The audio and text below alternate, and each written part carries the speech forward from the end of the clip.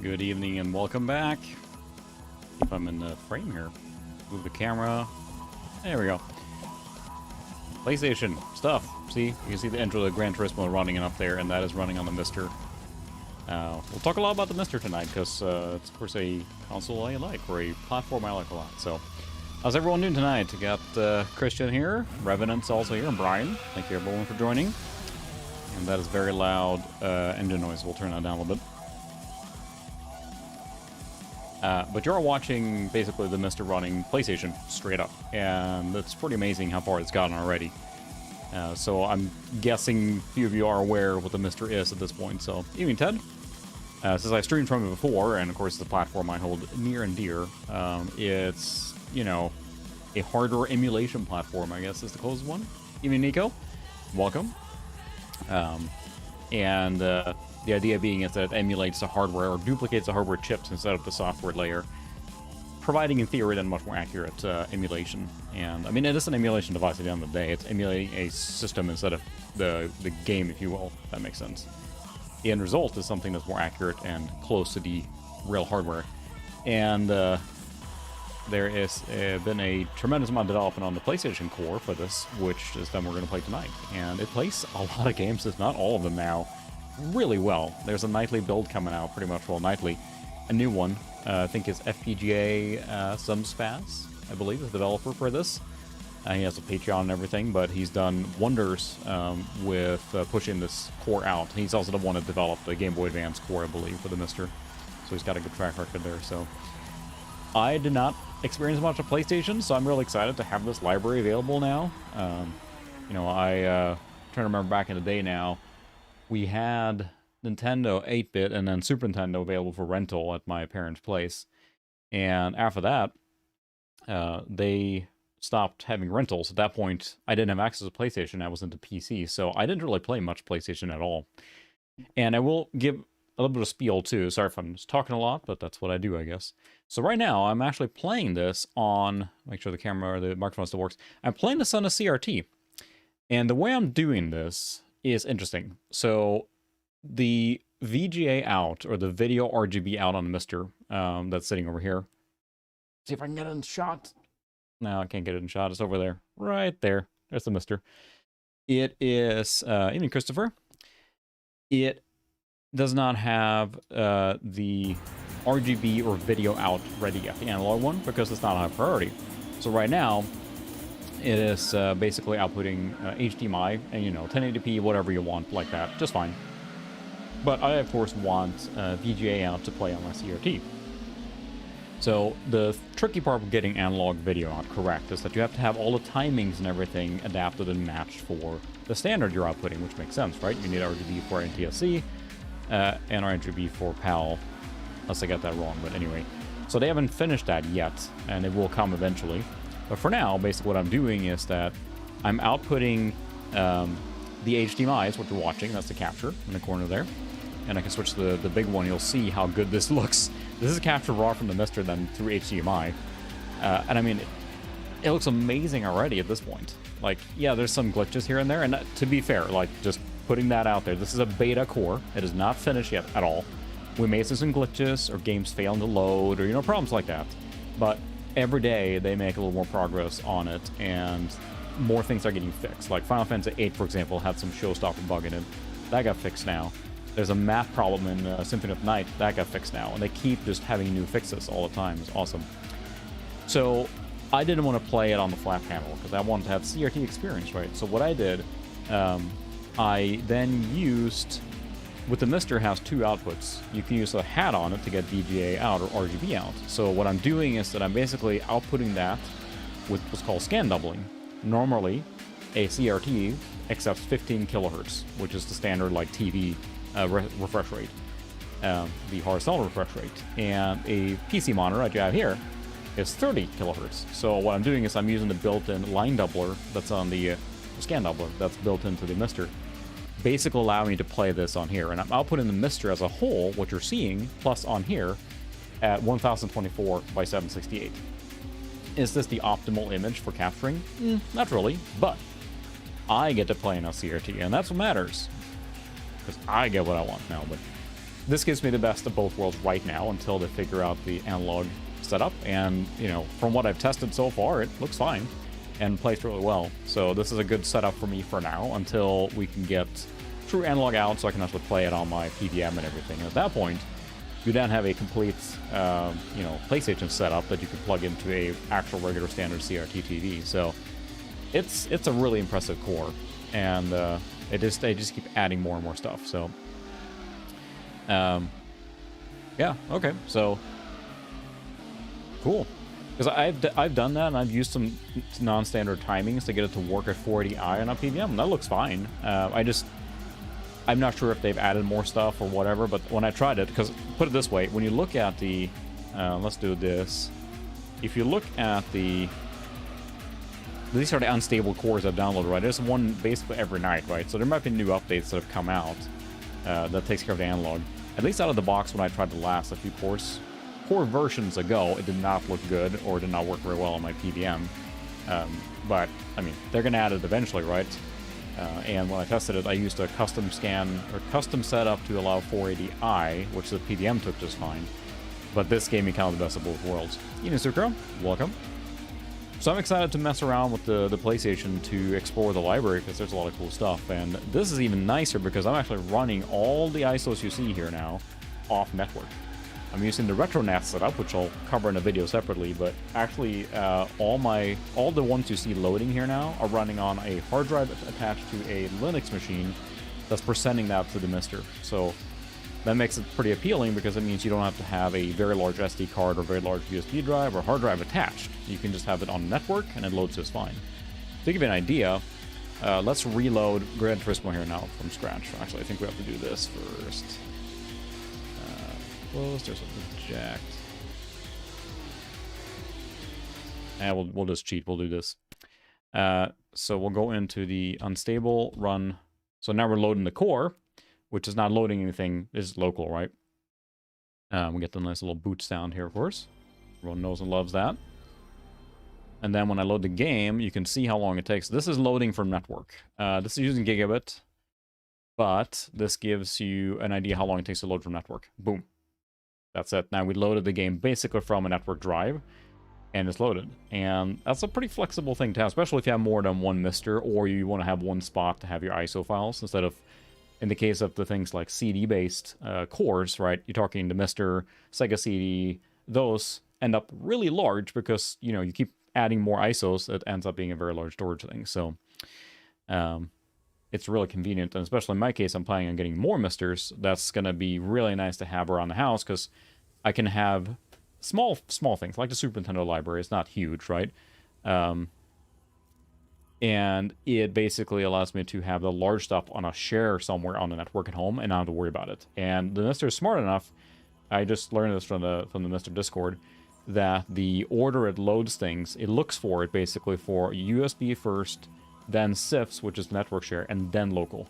So depending on what you have, that will over-prioritize that. So it means that the PlayStation core is pulling only from the network. If I load the Super Nintendo, it looks local first, because I don't have that on the network share. It's so convenient, so... Suka, as far as the wobbling, I believe that has to do with a Z buffer. I saw someone mention it, and coding that in, and I'm not an expert on this by a long shot, was no small feat to basically add that in. Software emulation can do that, but in this case here, they're trying to preserve the original aspect, right? So now, you can disable things like, let's see, we have video and audio. We can change the aspect ratio, we don't want to do that, but you can disable the dithering. And dithering is kind of like a, you know, that's what you expect on the PlayStations. We can leave that on now. Of course, we're in full motion video, so you don't see that. But dithering, of course, adds little dots to make it different gradients that you normally wouldn't see on a CRT. But here, running it with a flat panel, blah, blah, you see that very well. So, yes, that's the problem. It's like, I have one MiSTer now. And that's the one I've been using the whole time for all this stuff. And actually, I'm running all the PlayStation Core stuff on the small memory module, too, the 32 meg, not the 128. I want another one for my main TV. I want another one for my CRT TV setup. I want more, and that's the kicker. It's like I would like to use this as my primary gameplay emulation device across the house because it is just so solid. But enough talk. Have at you. Let's actually showcase a little bit how the racing looks here in Gran Turismo. We'll do arcade mode for now. We'll hop around different games, so we'll go easy.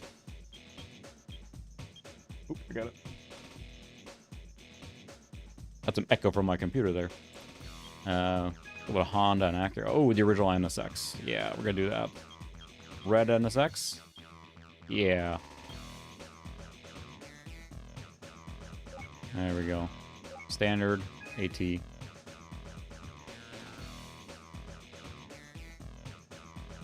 funny because I now hear the one drawback to this is that the hard drive I have over there, you saw the loading there? So it's sitting, and I'll cover this in a video, it's a spinning hard drive, a 1 terabyte drive. It's sitting in an attached, like, you know, standard enclosure you buy from Amazon. It has a sleep function, so as soon as the hard drive is unused, it sleeps, which, you know, saves energy on the drive. But it means that when it starts seeking again now, unless it's continually seeking, it will take a little pause there. Now, that's due to my setup, not anything in general or anything else, right? It's because that. So, a solid-state drive, of course, would eliminate that completely, but there is a physical spin-up time for my setup as it sleeps. So, you know, there's some trickery to do there. But, I mean, we're playing on the MiSTer now. Something that I mostly associate with, like, 8 and 16-bit systems. We're now playing full 32-bit games, and it runs really, really well. And yes, I have disabled monetization on this video. I have a feeling that this is one of those that will get a copyright mark on it. That's fine. I think that there's just too much licensed music here. That's fine. They can make ad revenue off this. I don't care. The content ID will match that, which is fair. But I think that you lose out a lot on a lot of the games from this era if you do not have... so we can look at the dithering now, actually. You can see there's pretty... Yeah, severe. Look at the road there now, and I switch that back and forth. It might be hard to see, but you can see the dithering there. It basically gives you that extra gradient you normally wouldn't see on a CRT. But here, it's very obvious you can disable that because it's a software function. And it's kind of fun to mess around. I haven't messed with it too much because you don't want to mess with it too much, but the debug options are here for the developer to change a whole bunch of stuff and forcing, and you should not mess with that if you just want to play. But the fact that it's there. They have save states as well, built in. He added that, and a rewind function, which I think he has pretty much all the cores he works on. But I mean, I can't help but just be like, this is insane. We're playing PlayStation on MiSTer.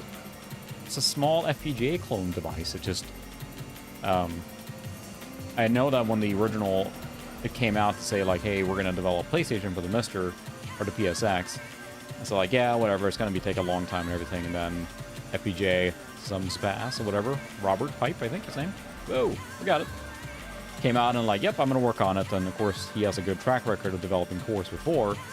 And here we are. Now we have basically a full PlayStation in here. And for me, I'm getting now to the point where I have a feeling a lot of people that are already into the MiSTer get to the similar point where I have systems that are mostly unmodded.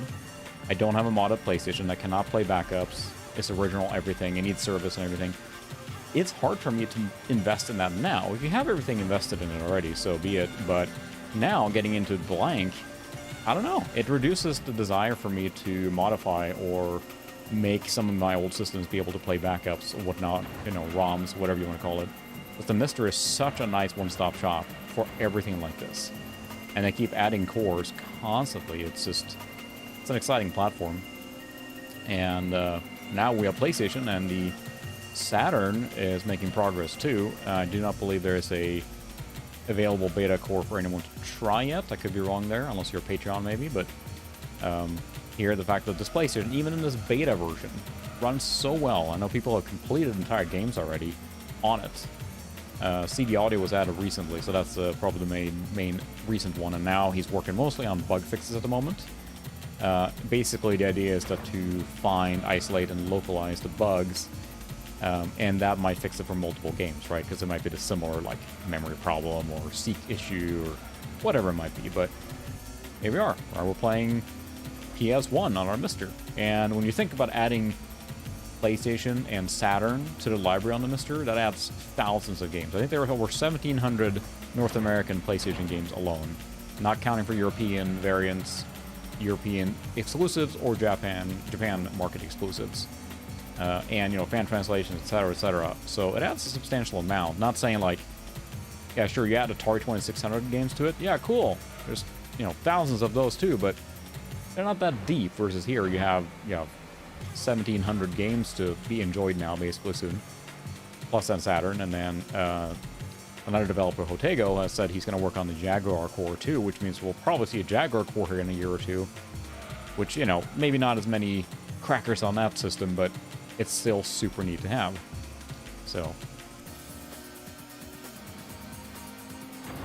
Third.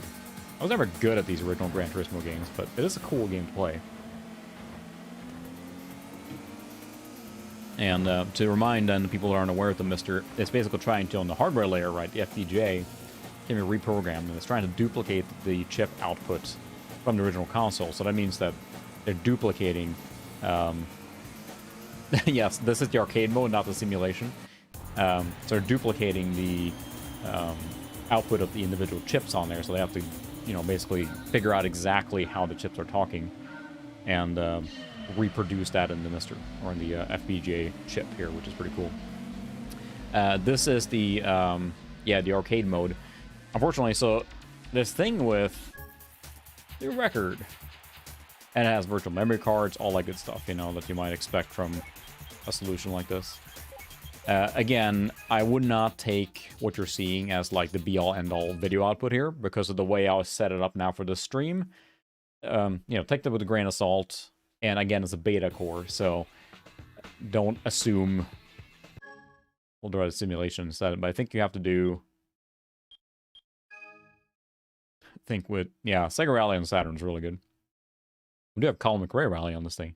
I hear the disc spinning up again, which again, that's due to my setup. I might reconsider that, or it might be a setting I can do something on that USB drive, because it's sleeps it every time, which is kind of annoying.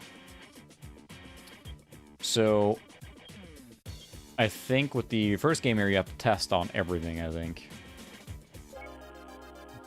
Heating Doppler. Look at a used Acura. Ooh, Del Sol. Civic 93. 3-door. Yeah.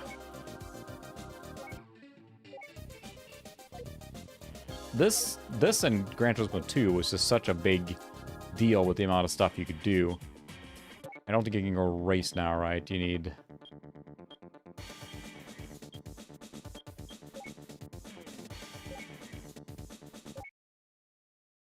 Can you enter here? Because I know that in many of these you have to complete the training, which...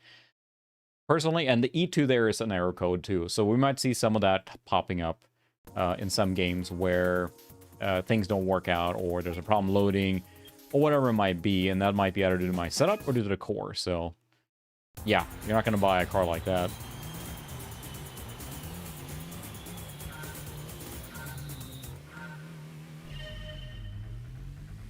Oh, there we go. We have an SI expert here in the chat, so... See, I never had a Honda. So what I'm using is this sort of 8-bit dual controller. The reason I'm using this... yeah, the PS1 Mini, I think, is a really good option, too. I've just had this one for a long time. The nice part with this one is it's got the dual analogs, right? It's got the 4 shoulder buttons, so it gives you that same PlayStation 1 button layout, if you will, right? And also, I prefer the Super Nintendo design. Anything with enough face buttons and shoulder buttons will work. Shoulder buttons being the key part here, because I used this one for a lot on the MiSTer, which I think with a lot of people use this one for the MiSTer, which is very handy, but it only has 2 shoulder buttons, not 4. So that makes a problem, so... Oh, thank you very much for the donation, Revenant. Always appreciated. God kväll, eller? Good evening, Christian. So I don't think, right now at least, there are no boosting features in this particular one. Yeah, this SI generation is not that fast, right? I don't think they've done anything to boost, since we're still working on the level where you are... Like fast boot, I think is the only one that would increase the boot speed when you're looking at the logo when it boots up. You will probably see more of this advanced features. Right now, he's in the bug fixing stage, right? So fixing issues before they add features, which makes sense, right? I'll disable the error overlay. There we go. And adding features will come later as bugs are squashed, because you don't want to work on a feature if it's possibly prevented by a bug or something, right? But again, thank you very much for the donation, Revan, as always. Yeah, this is not going to be a fast drive here.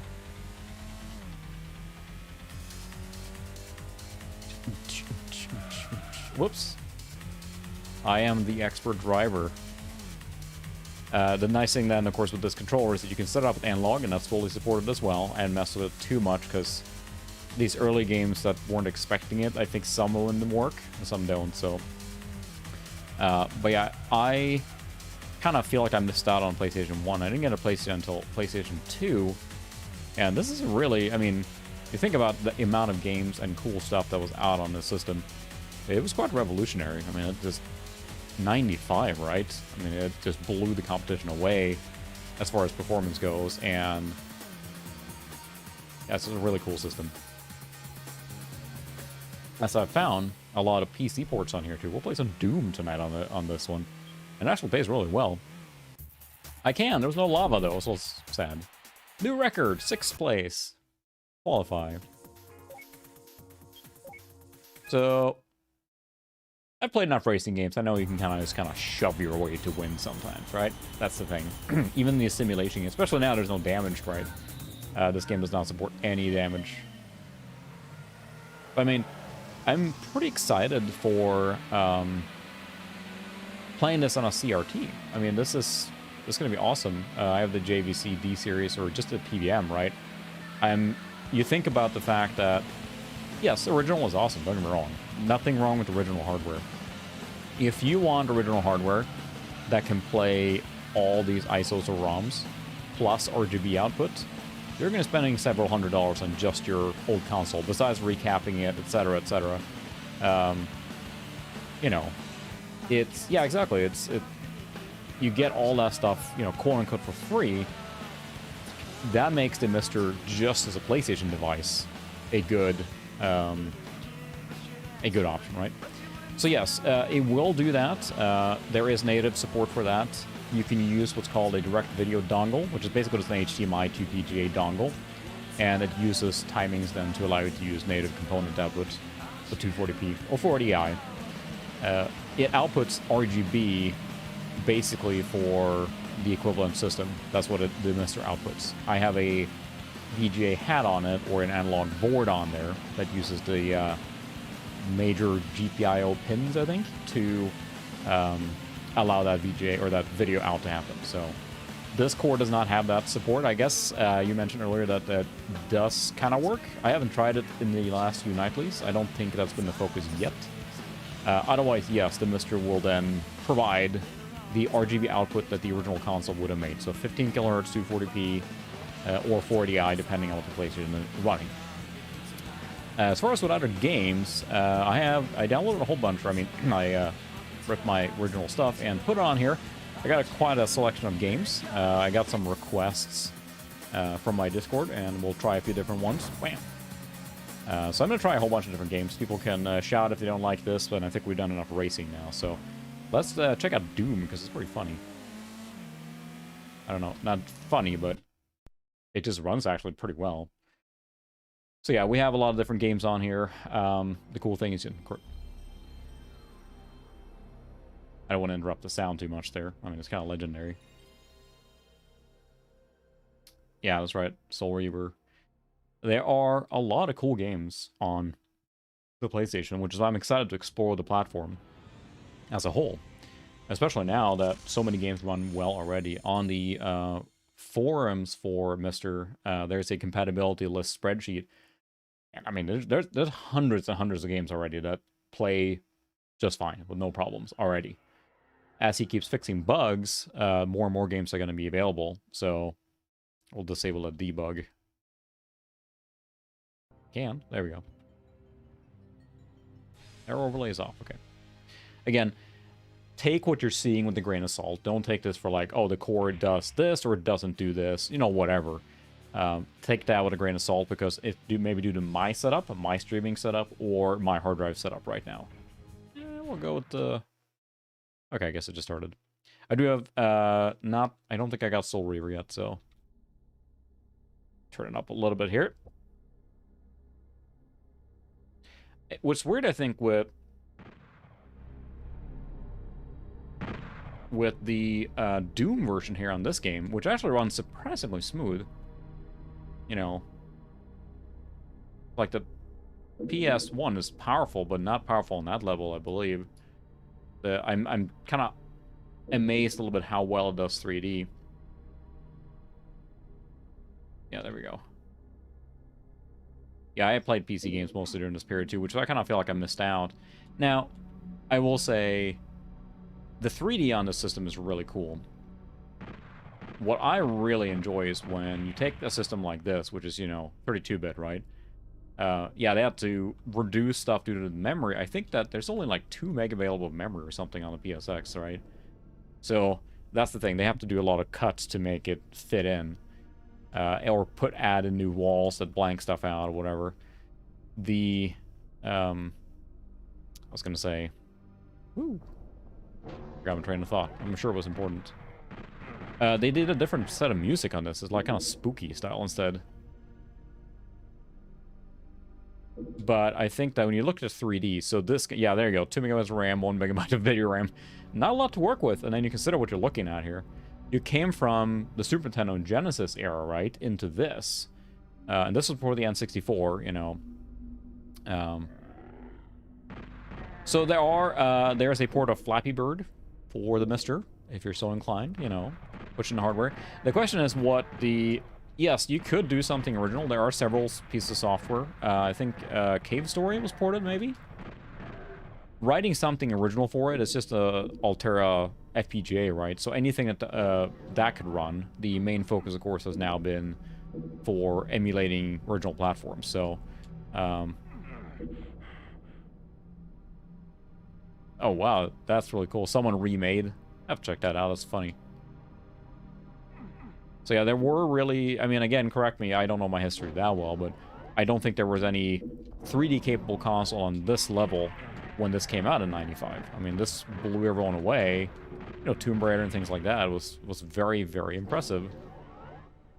Look at this colored lighting and everything. I believe the PlayStation port of Doom is a pretty decent one. And it plays quite naturally, too, with the shoulder buttons acting as your... acting as your strafe button, so... Like, would I prefer to play Doom on a PC? Absolutely. Not gonna say anything else, but it is a really cool piece of history. Okay, Saturn was out then, okay. Which, of course, the Saturn and the PlayStation traded barbs for a long time, with some pretty major differences. What I was gonna say is that the 3D on these games are cool. This is impressive and it's cool. I really love when they take this level of hardware, like the Saturn and the PlayStation, and do 2D games. Symphony of the Night, Adventures of Lomax, Rayman, stuff like that. You can get gorgeous, gorgeous 2D sprite-based games.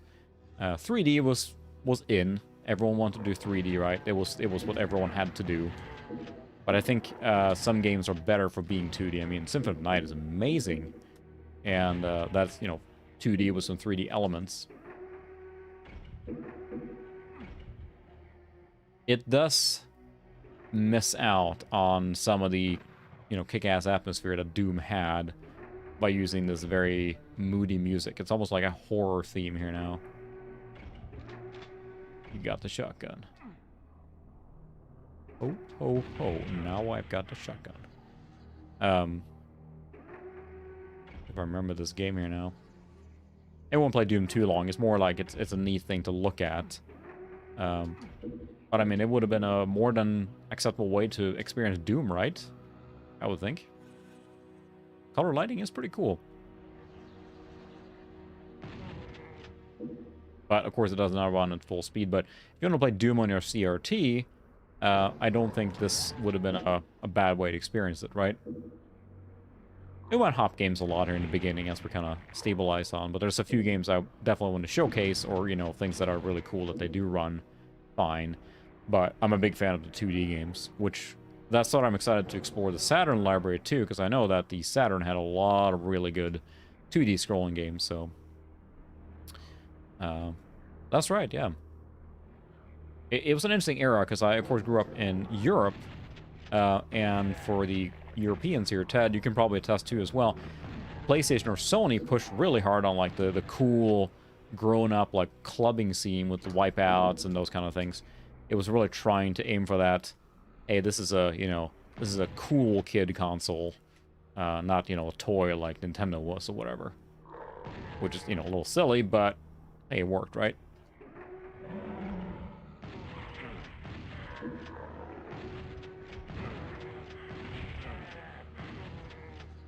Fast? It is not.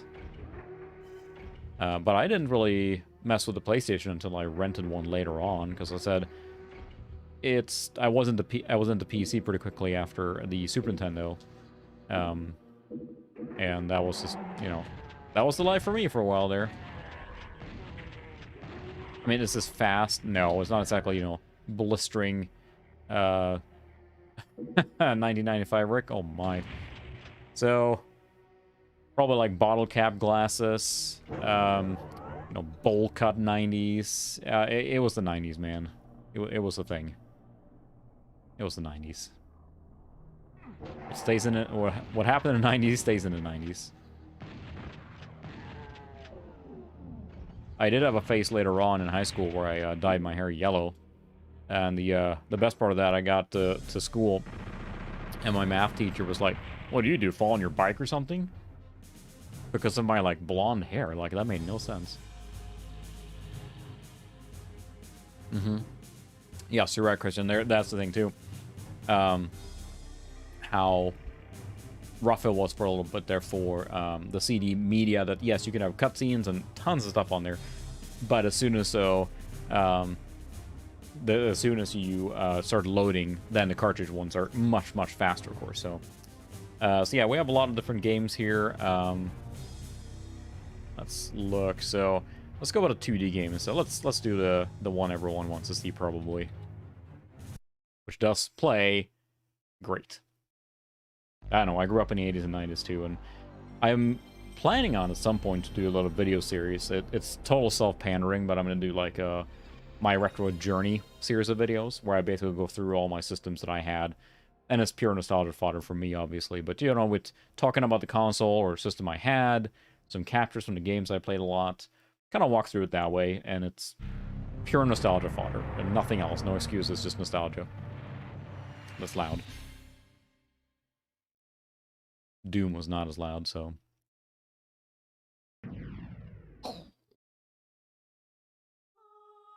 This is where I think,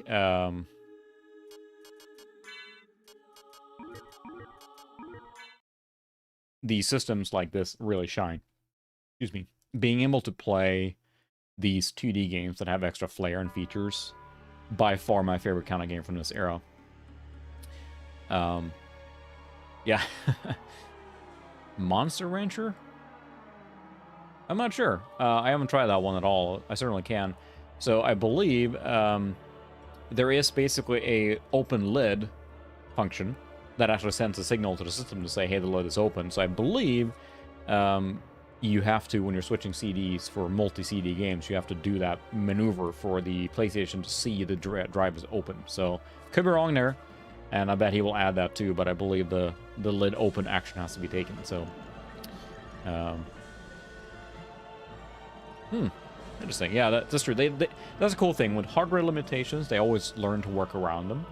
You can always look, especially towards the middle and end of a console generation, or, you know, often they have really smart solutions to the problems, and they can figure out stuff you never thought was possible on that platform, right? I think Robert, the developer of this core now, said that the dude, it's really sluggish there because of the way it streams the data, or like how the memory handling is in this game. Not because, you know, it's a bad game or anything, but just the way they coded the memory handling. Those loading times are due to that. I'm not a developer, you know, don't quote me on any of this stuff. I don't think it does PBP files. What they are doing is CHD, which is a compressed format. I think that MAME started that. The CHD format can have multi-disc in one format, and it's a lossless compression method. I believe that is going to be the one. It already supports it. The one you're going to want to use for anything on the PlayStation 4. Gotta rock the soundtrack a little harder. What an amazing game.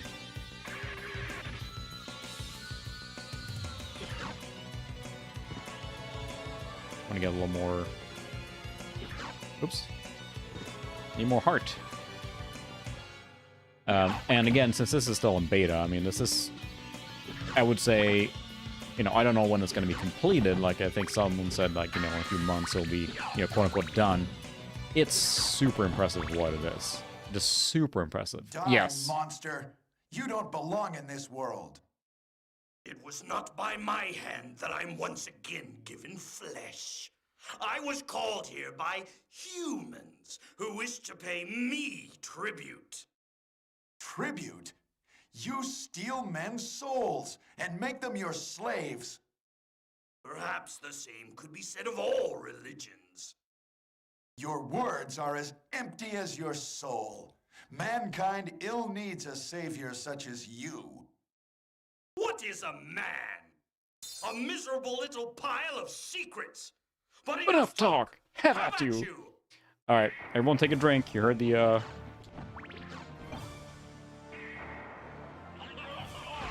You heard the infamous talk there by Mr. Castlevania, or Mr. Dracula himself there. That is so iconic. Hydro Storm!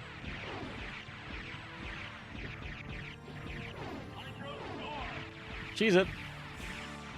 No, this cannot be!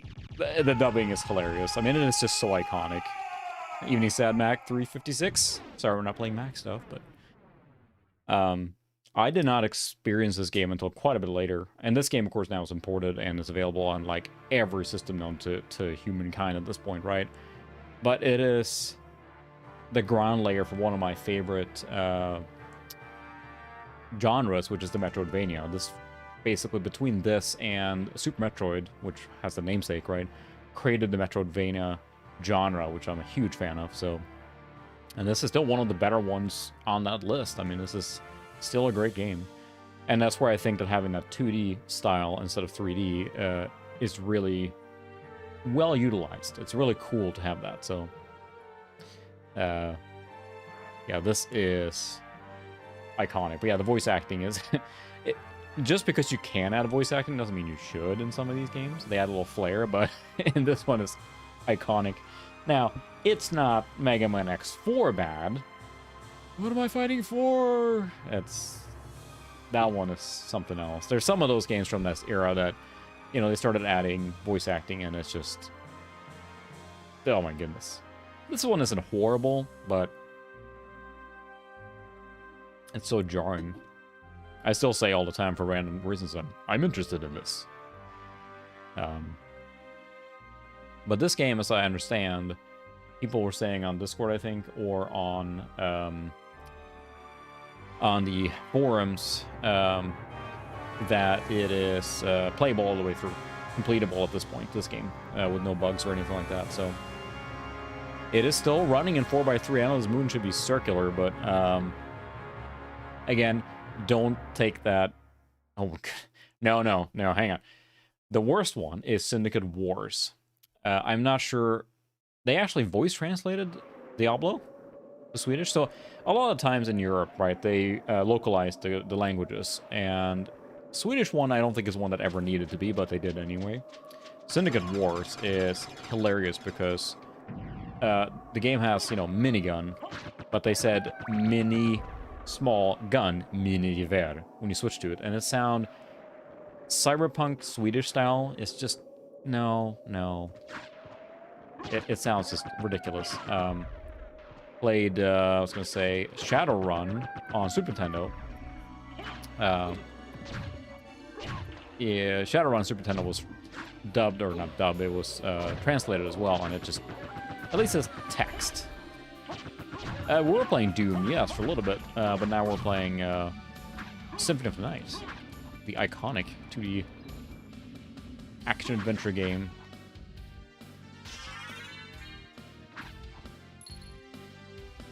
I'm a MiSTer shill. Yeah, I love the platform. It's great. It's my favorite retro platform, easily.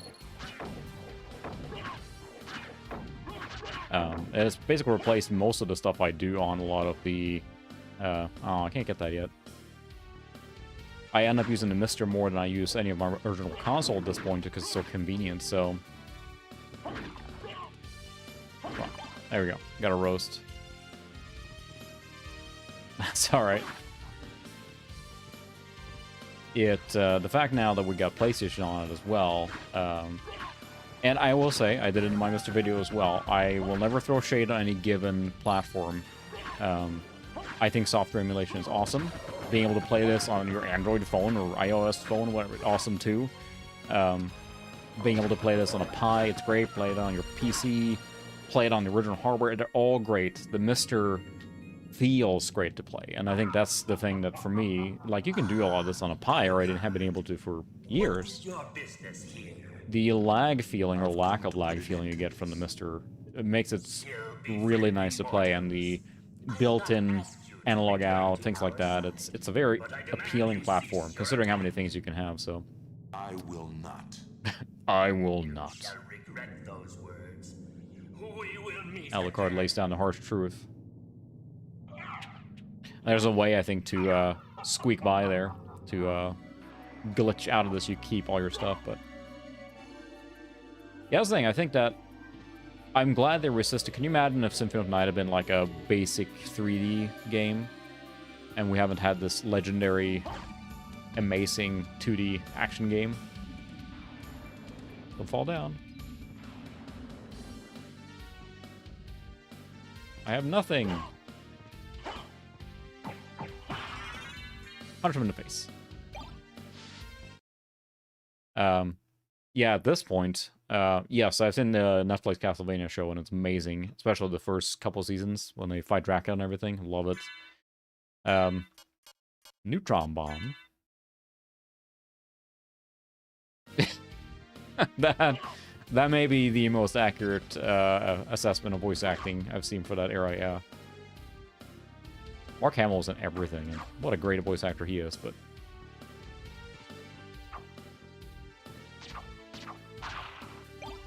Red Rust. Save room. Yeah, and that's the thing. Today and now, it's hard finding a Nano 10 or D10 Nano as well. There are ways you can do that for about $200, but I mean, if you're going to buy a Pi 4 now these days, plus, I should say, put it this way, if you're going to buy a Pi 4 with an RPI or a RGB Pi out, whatever, for example, you're paying probably more than a MiSTer at this point, even for a basic MiSTer. And, I mean, prices are prices. They'll go down eventually, of course, but right now the Pi 4s are ridiculous. Which, again, very impressive emulation platform. You can do a lot with it, but the fact now I'm playing this game and I'm forgetting I'm playing on, you know, an emulation device, and I don't like saying negative. Oh, look at that. That was an intended damage boost. That was not. And they weren't either one, but...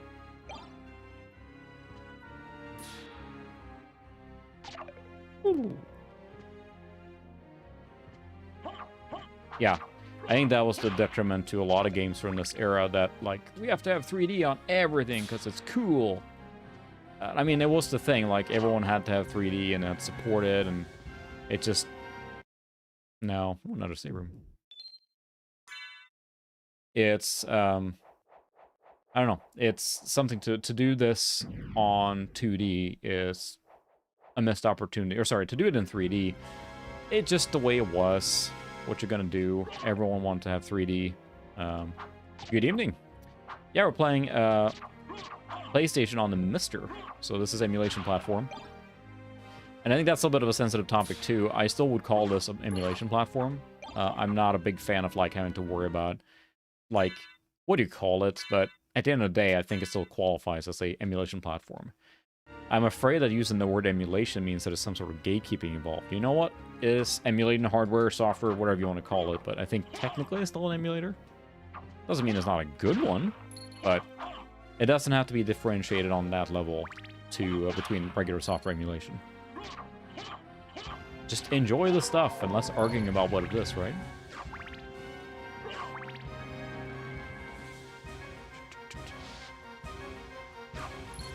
I'm sure with a game that's been so much played like this, I have a feeling that they have figured out or beaten the game in every way upside down and glitched and who knows what.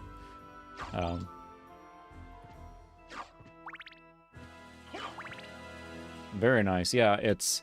okay. Very cool, because I saw that people were mentioning that on Discord as well, that they were buying directly from TerraSec. And TerraSec, then, for those not aware, are the makers of the DE10 Nano development board. And to be clear, the DE10 is not a gaming machine. It never was intended as. It's a engineering development platform for students, right? And just someone sat down one day, I think it was Sorg, right? Just like, and then they built this whole thing. So I'll see. Give me a second here. I'll move the camera closer. I'll see if I can get this going here now. Stand by. This might look a little weird here. There you go. So there's the MiSTer right here. That's the MiSTer platform. So you see the MiSTer then is running basically. Apologies now. Just like I have a screwdriver here. There we go. So I'm not going to touch it, but in the middle here is sandwiched is the D10 Nano board, which is the actual emulation device itself. On top is a analog video out board, which is what you're seeing there. That's the actual VGA signal that you're looking at on the CRT over here. That's a real CRT. And then at the bottom you have the USB expansion board that allows me to plug in more USB devices. And I'm plugged in then direct here with that. That is a Bluetooth controller. It's networked, and all the good stuff. So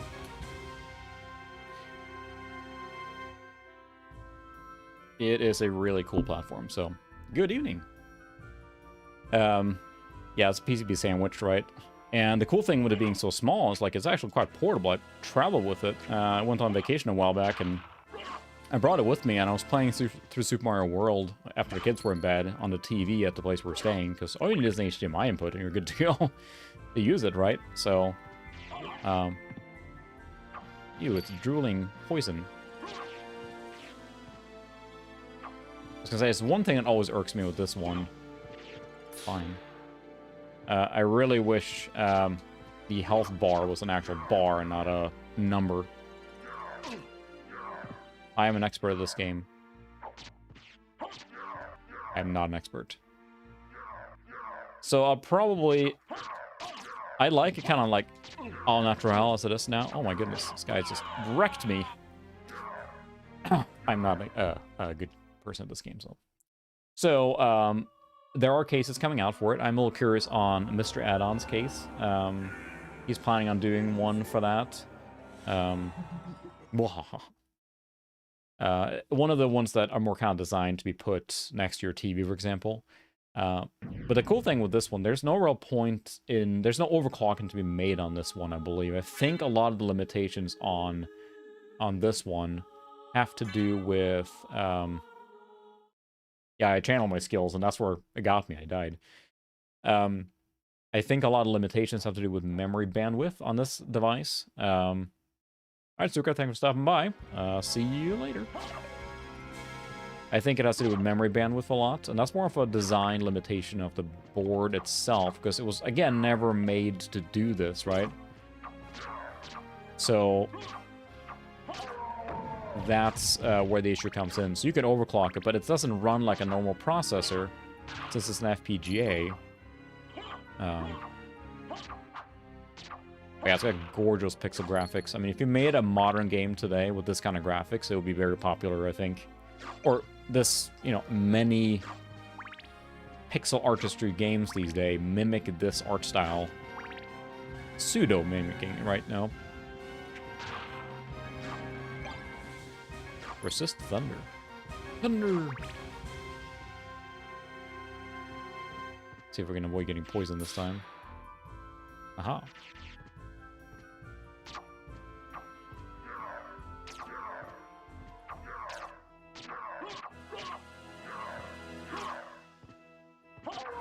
Whoa! It uses 2D effects and scaling to great effect, I think. Again, you look at, like, Castlevania... Was it? There was a Castlevania on the N64, right? And that just, like... I don't know. I mean, it works, but... It's just not very, very pretty, I think. I think this advanced 2D is much more appealing than early 3D for me.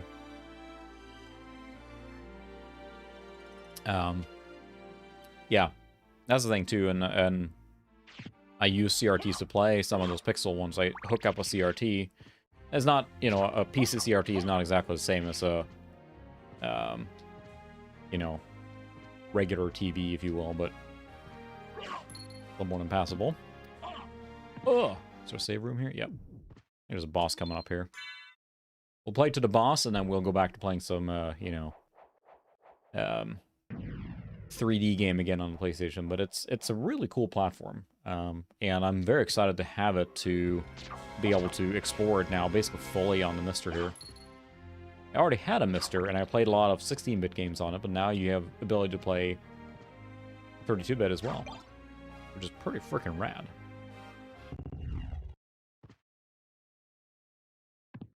I will not beat this boss probably on the first try.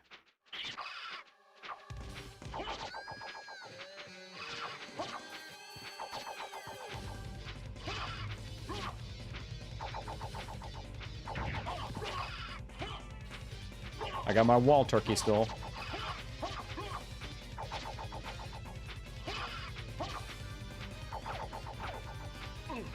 Ooh. I believe this is a boss that appears... Ow. Ow. The knockback in this game is ridiculous. Fine. Forgot to equip my shield, alright.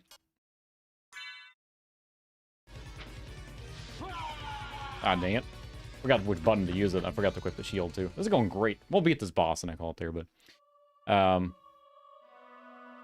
yeah, they do. So the thing is that when they make modern pixel art games, right, they really go all into using, you know, you use Unity or, you know, Unreal, or probably not Unreal, but Unity, right? It's probably the most common 2D underpinnings for 2D art games. You get effects and stuff like that never was possible. So I feel like this era is just starting to become nostalgic for people and coming back. You look at, like, you know, the boomer shooters and the Quake style. Like, some of these are coming back, but I feel like the... yeah, I think you have to equip it to use it, right? I was going to eat it, but I failed at eating it. That button is to use it. So I think you equip it and push the secondary fire button to eat it. You could throw the turkey at him and then...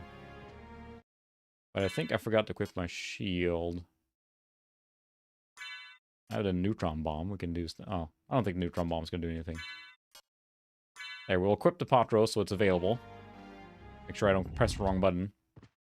And I won't eat it too early.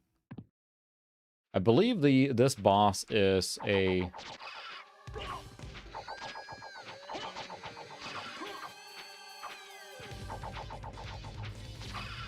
It's a Redux from Castlevania 3, actually.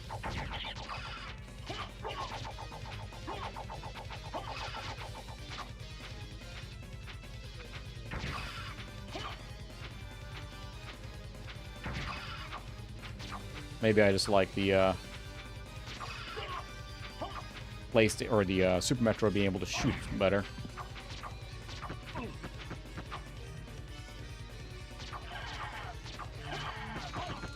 Oh.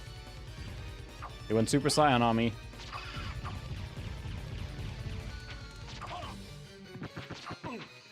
Goodness. The knockback here is ridiculous.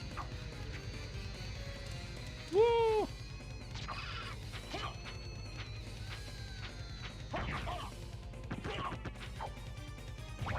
See? You have to equip it. Let's try a neutron bomb. Because why not? There we go. See? I just had to neutron bomb and I win. Easy. There we go. And we should return and save immediately. I keep forgetting to use the dodge button too. That was my bad. Can I jump back up here? Yeah.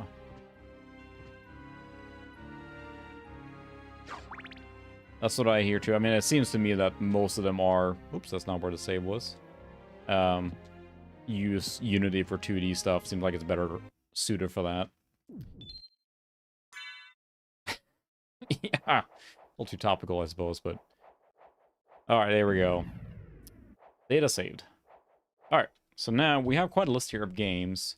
Here, we'll try a really, really bad... Waiting for the thing to spin up here now.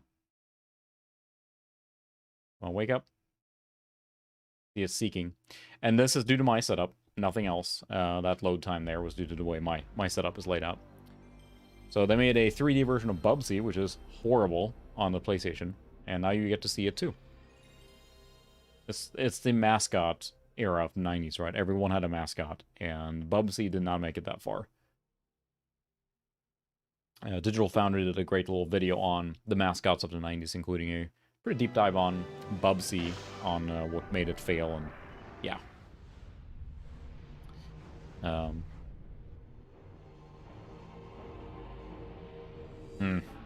Yeah, it's topical, of course, right now. It's, for anyone watching later, of course, it's the Russian incursion to Ukraine is happening right now, which is horrible.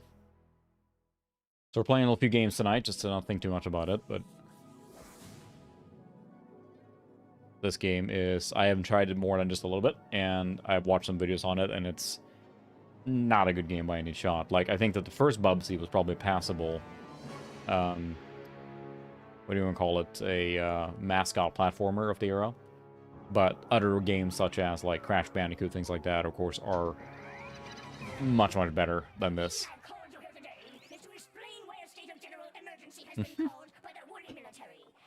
But look at all the CGI we can add in now. Full motion video, everyone.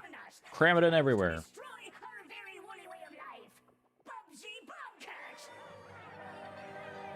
They had all the ideas, but the implementation of this game, it's hard to describe, especially you're in this era now. And I mean, Mario 64 probably was the one that kind of revolutionized 3D controls in a game, right? It controls the way you expect a 3D character to move in 3D space. It's easy to forget a lot of the games from this era did not use that control scheme. Or even, like, play Tomb Raider now, the original one, and it uses tank controls. Like, you turn, and you move, and you turn, and it feels very stiff and unnatural. Mario controls very intuitively, and I think if you play a modern 3D Mario game now, it controls the exact same way as it did back then. It's gotten just progressively better, but the basic control design... Okay, that's a lot of FME. Let's play the game. Forbidden Planet, you get it? Now, I don't know, maybe the emulation isn't great. Excuse me, the, this particular version of this game may not run perfect yet on the MiSTer. So, there's that part. Keep that in mind, this is still a beta core. It is not official yet. But it does run in the higher 480i resolution mode. But it controls so sluggish and so terrible. Like, there's a momentum to him.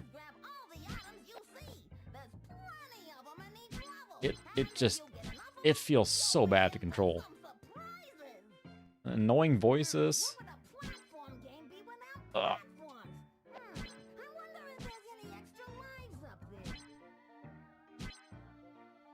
Now, it does have some different, like, de-interlacing functions, too, on here. Of course, we're getting a lot of interlacing. And then that's when, of course, it's rendering every other frame for high resolution. Or every other line, I should say. But, it's so stiff to control. So terrible. It's like, this is like the alpha version I should have shown. Now, you can set up the interlacing. I haven't noticed a major difference here. We have Weave now on, and Bob is on now. You do get a little flickering when that's on. But you see less of the extreme, like... you can see the line differences before here now. If we switch back to Bob, which is or to Weave, which is none, you can see during movement you get pretty heavy interlacing going on. But then if you switch to the Bob method, you do remove that.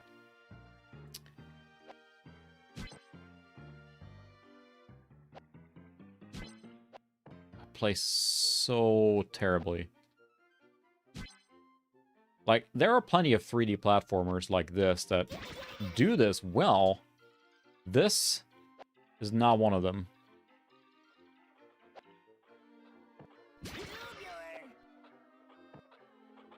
Whoa. It's so zany.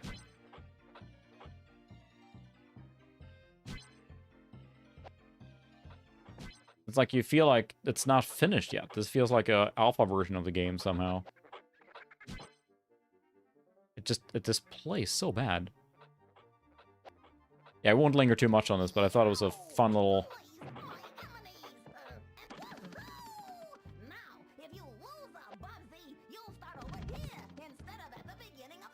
Yes, that is a wall. Well, so since I'm playing on a PC CRT, you wouldn't see the interlacing, depending on how the TV you have handle interlacing. Some do it better than others. Like my JVC D series is pretty good. Some TVs don't do it very well on a CRT. But since I'm playing on a PC CRT, I'm line doubling it. So I'm basically doing it to be 2 times the lines to make it be able to play scan doubling on a PC CRT. Otherwise, I would not be able to run it at 15 kilohertz. This PC monitor does not support that. If yours did, it was a multi-sync monitor and it could, then yes. You wouldn't see the interlacing as nearly as bad. But that's how they did it right to get a higher resolution. Notice that it's a lot crisper 3D graphics here than perhaps like some of the other ones. We'll play another good 3D platformer after this, maybe. This is just so jank. Like, yeah, usually PC CRTs are 30 kilohertz or 31 kilohertz because that's what they were designed to do. Of course, the Amigas and the Ataris of the late 80s and early 90s used 15 kilohertz as well, so that's kind of bridges the gap. But most PC or most consumer CRTs, right, only support 15 kilohertz, which is the 240p, what you would expect. So this is nothing and it's terrible. So it just plays so bad. Why am I still playing this? I don't know. Oh my god, that's that's horrifying. Just a little bit. Hey there, kids. You want to see a dead body? Okay. Let's switch to a, I was gonna say, we have something to place a lot better. There's Croc. I haven't even tried it on this core yet, if Croc plays it good or not. I think it does. I think it's got like a full compatibility at this point, but yeah. The fact that a game like that was shipped, it's horrifying. And maybe it wasn't. I think this one was, but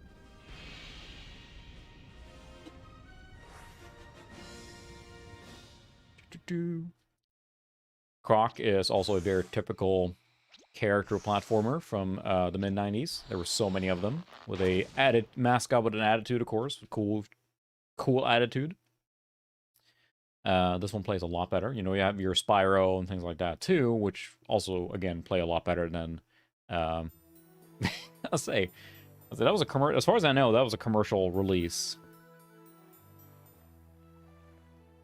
And that was running at 480i, so now we're back to 240p, which I think is vastly preferable. I prefer the chunky graphics from this era for that. In fact, I'm not a fan of interlaced graphics in general, which, you know, the flickering. Of course, the PS2 was a huge fan of the 480i interlaced graphics, so... Yep. We'll stream that sometime, too, on PC. That is, Alien Spreader 1 and 2. Super fun games in multiplayer. I used to play that with friends, and I always play the Alien. And I was pretty good about hiding and being able to just sneak up on them, and they would just freak out every time. I loved just going in vents and hissing and stuff like that. It was great.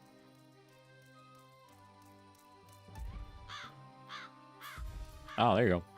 Very nice, yes. Thank you for clarifying that. I'm not a CRT expert by a long shot, so... yeah. So that's the thing, is like, when the normal analog output is finalized for this core, I think it's going to be great for playing PlayStation games than directly on a regular CRT TV, which I have a JVC D series, is kind of my primary one, and then a PVM here for streaming.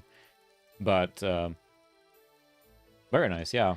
Yeah, if your input or your device supports it right, the dream would be to get one of those presentation level monitors. I think Mitsubishi made one. There's an RCA one, I think, too, that supports 240p and 480p on a CRT TV. And that will be the dream, but those gets picked up pretty quick when they show up because they're so desirable. And to be clear, it's basically like a presentation monitor, right? It's meant for, you know, boardroom presentations, stuff like that back in the day. So there weren't that many made. But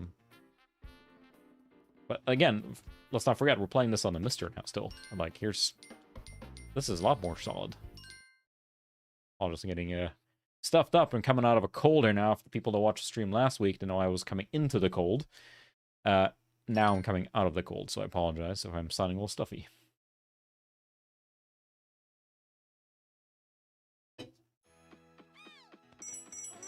Man, look at the...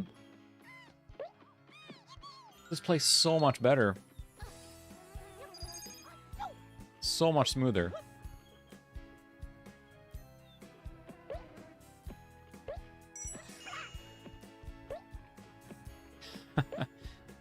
What a difference. And I guess you get that chunky, you know, look to it, of course. But this is more what I would expect from a character platform. Of course, a little more kid-friendly in design in general, but it's still, that's right, this is on PC as well. But it's, again, a little funny how the controls are still just a little wonky. Ooh, nice. Yeah, I would love a 1942 monitor. That's the thing. I would love a multi-sync monitor that can do both. Something I'm sorely lacking, but hard to find. There are at least some VGA monitors or panels that will support dual. I have a couple of... let's see, I think it's... what are they? Let's say they're Acer flat panels, maybe? Oh no! My stuff! That support the, losing words here.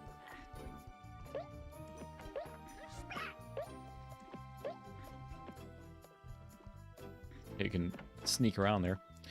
Now what are they? Not Acers, I'm trying to remember now. But they're one of the multi-sync monitors, flat panels, that can do the Amiga resolution 15 kilohertz as well.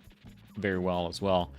But it's an older CRT, or older flat panel, right? So they're not great with, you know, image quality. They're pretty washed out.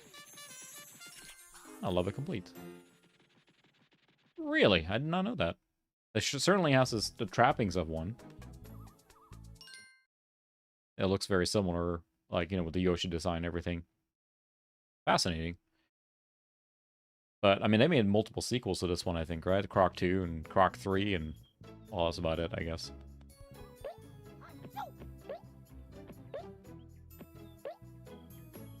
Ah, there's a way to climb up here.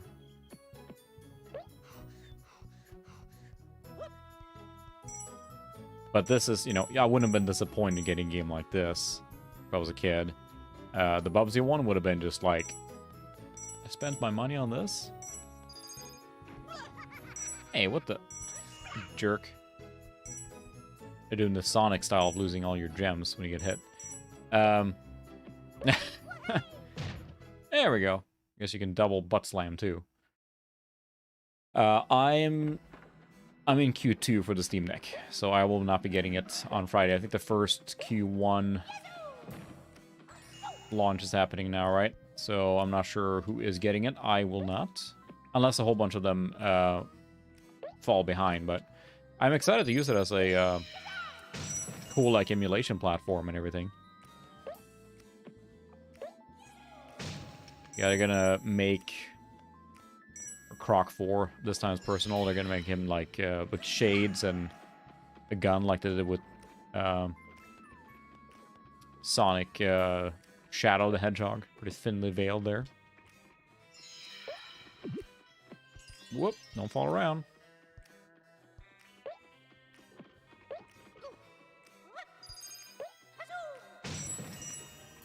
I'm getting the hang of it.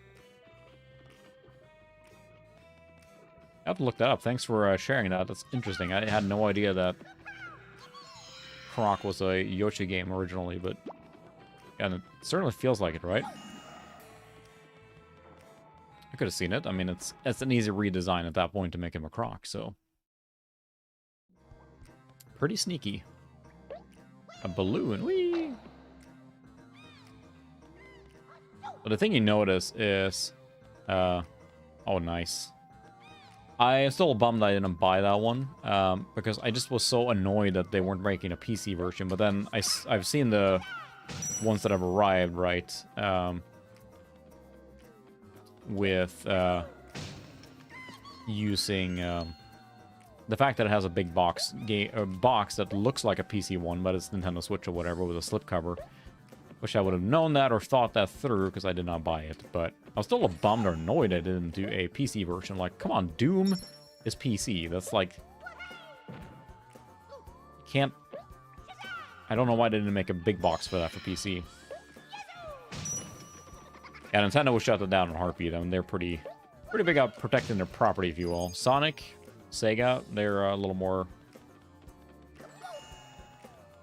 friendly when it comes to that. Yippee! That did something. Huzzah! Is there any mascot platform from this era that does not involve collectibles? Collect all the things.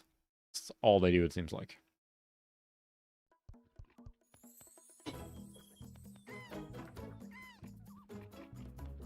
There's lava there. I feel like I'm awfully close to falling into said lava many times. For those that are new here, it's kind of a standing thing with me that I tend to fall in lava. I think it was one of my first live streams where I kept saying like, oh, I'm really good depth perception. I don't fall in games that much, and I promptly fell in lava multiple times. So that was a good... Well, got it. Ooh, it looks like a cool gem door. I'm maxing this platform. Evening, Alex. Welcome. Ooh, look at that. Yeah. I really should have bought that, but here we are. Figured that was a cool music. This is a more than passable mascot platformer game. The camera, though, camera can just turn. There we go.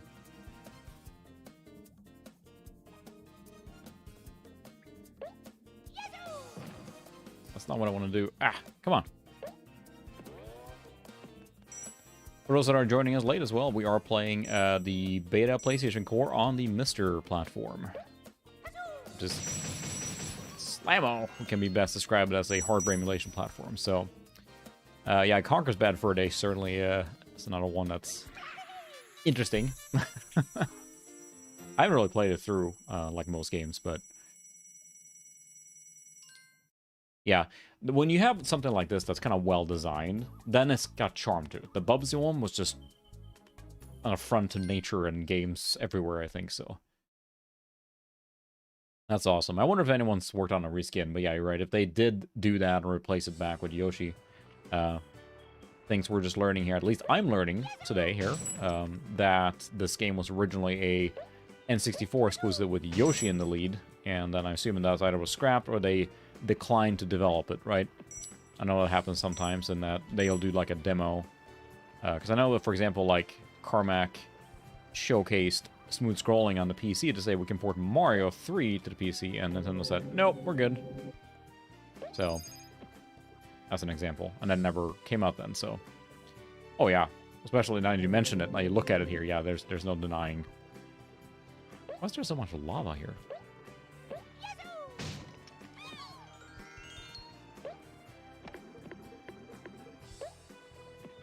We're gonna burn.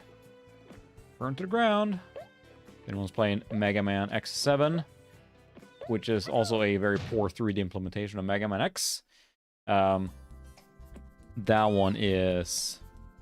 We gotta pick one. Let's see.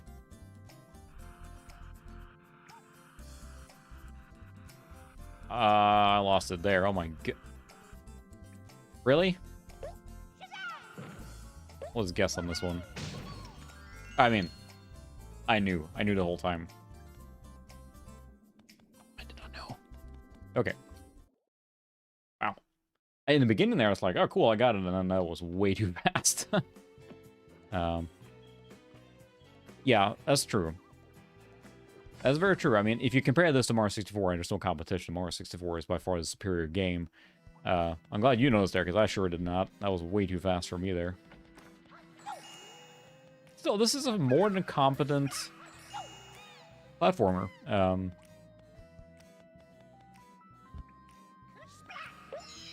Splat. That's charm to it, you know.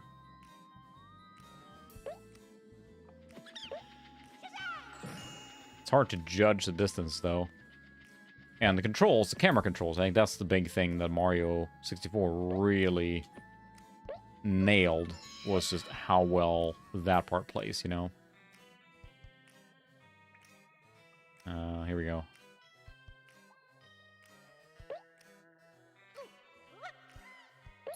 Got it.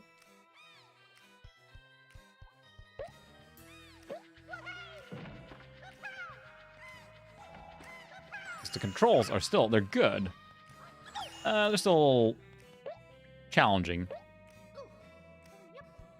So the more I mess with the PlayStation library now, the more I'm impressed, and just as a console. And I mean, I had friends who had it. Good evening, Smoke Monster. I feel like I have a celebrity in the stream here now. Thank you for watching. The more I play with the PlayStation library, the more I'm just impressed. And I had friends who had it, and I played the you know, more common hits, if you will, but having, like, I don't know, it was a cool system to have, I think.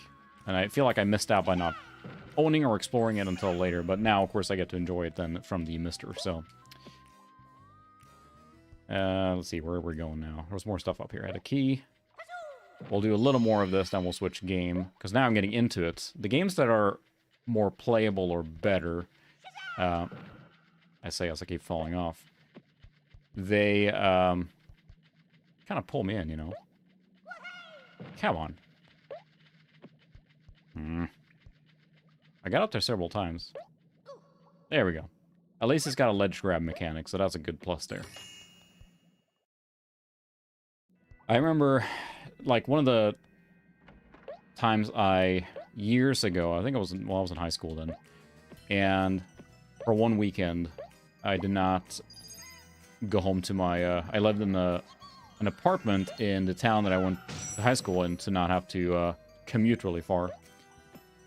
And I rented a PlayStation over the weekend by myself there, but I didn't want to pay for a memory card because it was cheap for the rental, which was not included. I should say that they were cheap. So I played Mega Man 8. I didn't want to turn it off, so I played Mega Man 8 from, like, lunch on Saturday until Sunday afternoon when I had to return it, and I never turned it off. I don't think I beat it. I got close, but... There we go. Alright, well, let's switch it up. Let's play a game that I really like on... Do a little rallying. Again, this is playing from the network, right? So we're loading from a USB drive attached to a RetroNAS setup over network. So that's allowing that to load, which takes a longer time. So don't judge the core port you're seeing here. That's more my own setup. So.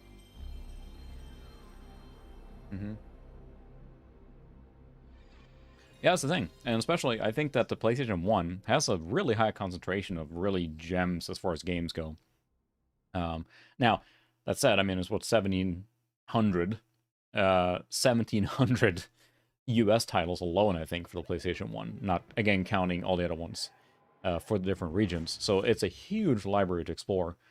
And, I mean, from what, just even playing this beta core here, how well this works. So, I do want to say, while I have you here, Smoke Monster, thank you so much for being a proponent of the MiSTer early on in the project. I got into it watching some of your videos early on there. And then I think, like most of us that started messing with the MiSTer, once you get into it, boy, it gets your hooks into you. It's hard to let it go after that when you realize how cool a platform it is and so many things to explore on it. What I really enjoy with the MiSTer, I think the biggest thing is exploring systems or consoles or computers I never had. Like, I'm not going to get into the Atari ST. That's a platform that's cool, but I'm not going to go buy a new Atari ST and mess with it, you know? So, having ability to explore it here in near real form. Now, there's emulators, plenty of them around, but boy, if this doesn't play and work very, very well. So, yes, exactly. Every Mr. Villain. Of course, we have the Swedish Rally. We'll have to do the Swedish Rally, of course. Rally School, I don't need that. Let's see, New Zealand, Greece. So Colin McRae Rally is, I think, at least growing up in Europe, Colin McRae is or was, I should say, a Scotsman that did rallying in the 90s. And he drove for Subaru in the beginning, so the Subaru Impreza, like the gold wheels and the gold logo on the side with the star and everything, iconic. That's what Colin McRae raced in the 90s. And the Colin McRae Rally series is just a really good racing series. Yeah, rally racing. Sweden is not currently available. Dang it. So yeah, this Subaru there, and then of course the Mitsubishi Lancer. I was a big rally fan. Rally is really big in Scandinavia. We have a lot of good rally drivers. Tommy Mäkinen, Finnish driver, drove the Mitsubishi to great success in the 90s. Won many championship titles. Yeah, WRC is a really cool racing, and I always found it fascinating from a technical perspective, because they're barreling down dirt roads at 100 miles an hour. They're braking suspension, whatever, and they fix it in between each stage, and they go right back out there. I mean, they can have, like, cows walking on the track and have to dodge them. It's fascinating to see how they adapt so quickly. You know, you drive on a racetrack, a real racetrack, it's smooth tarmac usually, you know exactly what's coming. Out in the field like this, that's rallying is really cool, so... so yeah, this is, when you say WRC Arcade, Colin McRae Rally then is, at least for me, the quintessential rally game. Whoops. That's not what I want to do. There we go. Alright. We'll just dry it a little bit, but, I mean, this is more arcadey style. I think they tried to split the difference. I mean, like most games like this in the 90s, they try and lean a little more on the arcade stuff. Yeah. I used to watch WRC with my dad a lot. Alright, Bruce, thanks for stopping by. Hopefully, see you next time. But that's why it's so fun to mess with this and explore all these different games and everything that... 5, 4, 3, 2, 1, go. And I believe I play better in the game, in the car. You turn that down just a smidge, because it's probably pretty loud with the engine there. I believe the pace note reader, and when I say pace note, the instructions you're getting here on the turns coming up is done in real rallying. The co-driver reads the pace notes to tell you how the road's going to look up front. And, I mean, this runs really smooth. I think this became the de facto like rally racing game, I think, especially number 2. Colin McRae Rally 2 is really good, but oops. Rallying is a fascinating sport to watch for motorsport purposes. It's just so ridiculously fast over dirt roads. And see, Colin McRae Rally was, or Colin McRae himself, he died in a helicopter accident many years ago, unfortunately. It was called a Flying Scotsman, I believe, because he went so fast, he took jumps with reckless abandon. Really fast driver. He was one of those drivers that when he hit the zone, he was outpacing everyone else, but he crashed often because he pushed it so hard. So, versus a driver like the Spaniard Carlos Sainz, who was often maybe not as fast, but he was consistent. He was often placing in second, third, fourth, you know, but he didn't take as many risks, so. Sweet, well, I'm glad you got a notification and I'm live. I'm glad that I still think it's funny that I get a notification that I'm live. When I go live, I get the email to my own Gmail saying that my channel is live, so thanks for that heads up. But, I mean, here we have a full 3D polygonal... Perfect. Racing game that is running at, I mean, to me, it looks like 60 FPS, or at least close to it. I mean, it's very smooth. I don't think anything else came even close at this point. So, I mean, we discussed earlier the Saturn was out, right? But I know the Saturn had its own challenges of making, you know, it was difficult to develop for us, I understand, versus the PlayStation.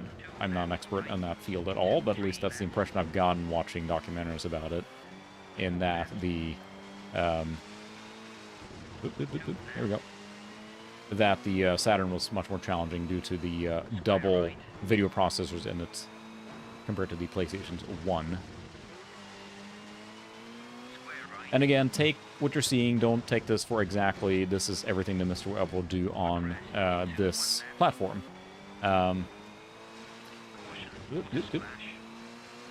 Because it is beta still. Let's remember that, right? That there's still being bug fixes being published for this. There's a new build virtually every night. So, based on the accent, jag är svensk, jag är från Sverige. So I'm Swedish. Born and raised in Sweden. I live in America now, but that's where my accent comes from, especially when I talk a lot, and I think the accent comes out a little more, but it's Swedish, so Scandinavian. So our rallying, of course, is in our blood over there. We haven't had many, well, I've been a little bit out of it now, so...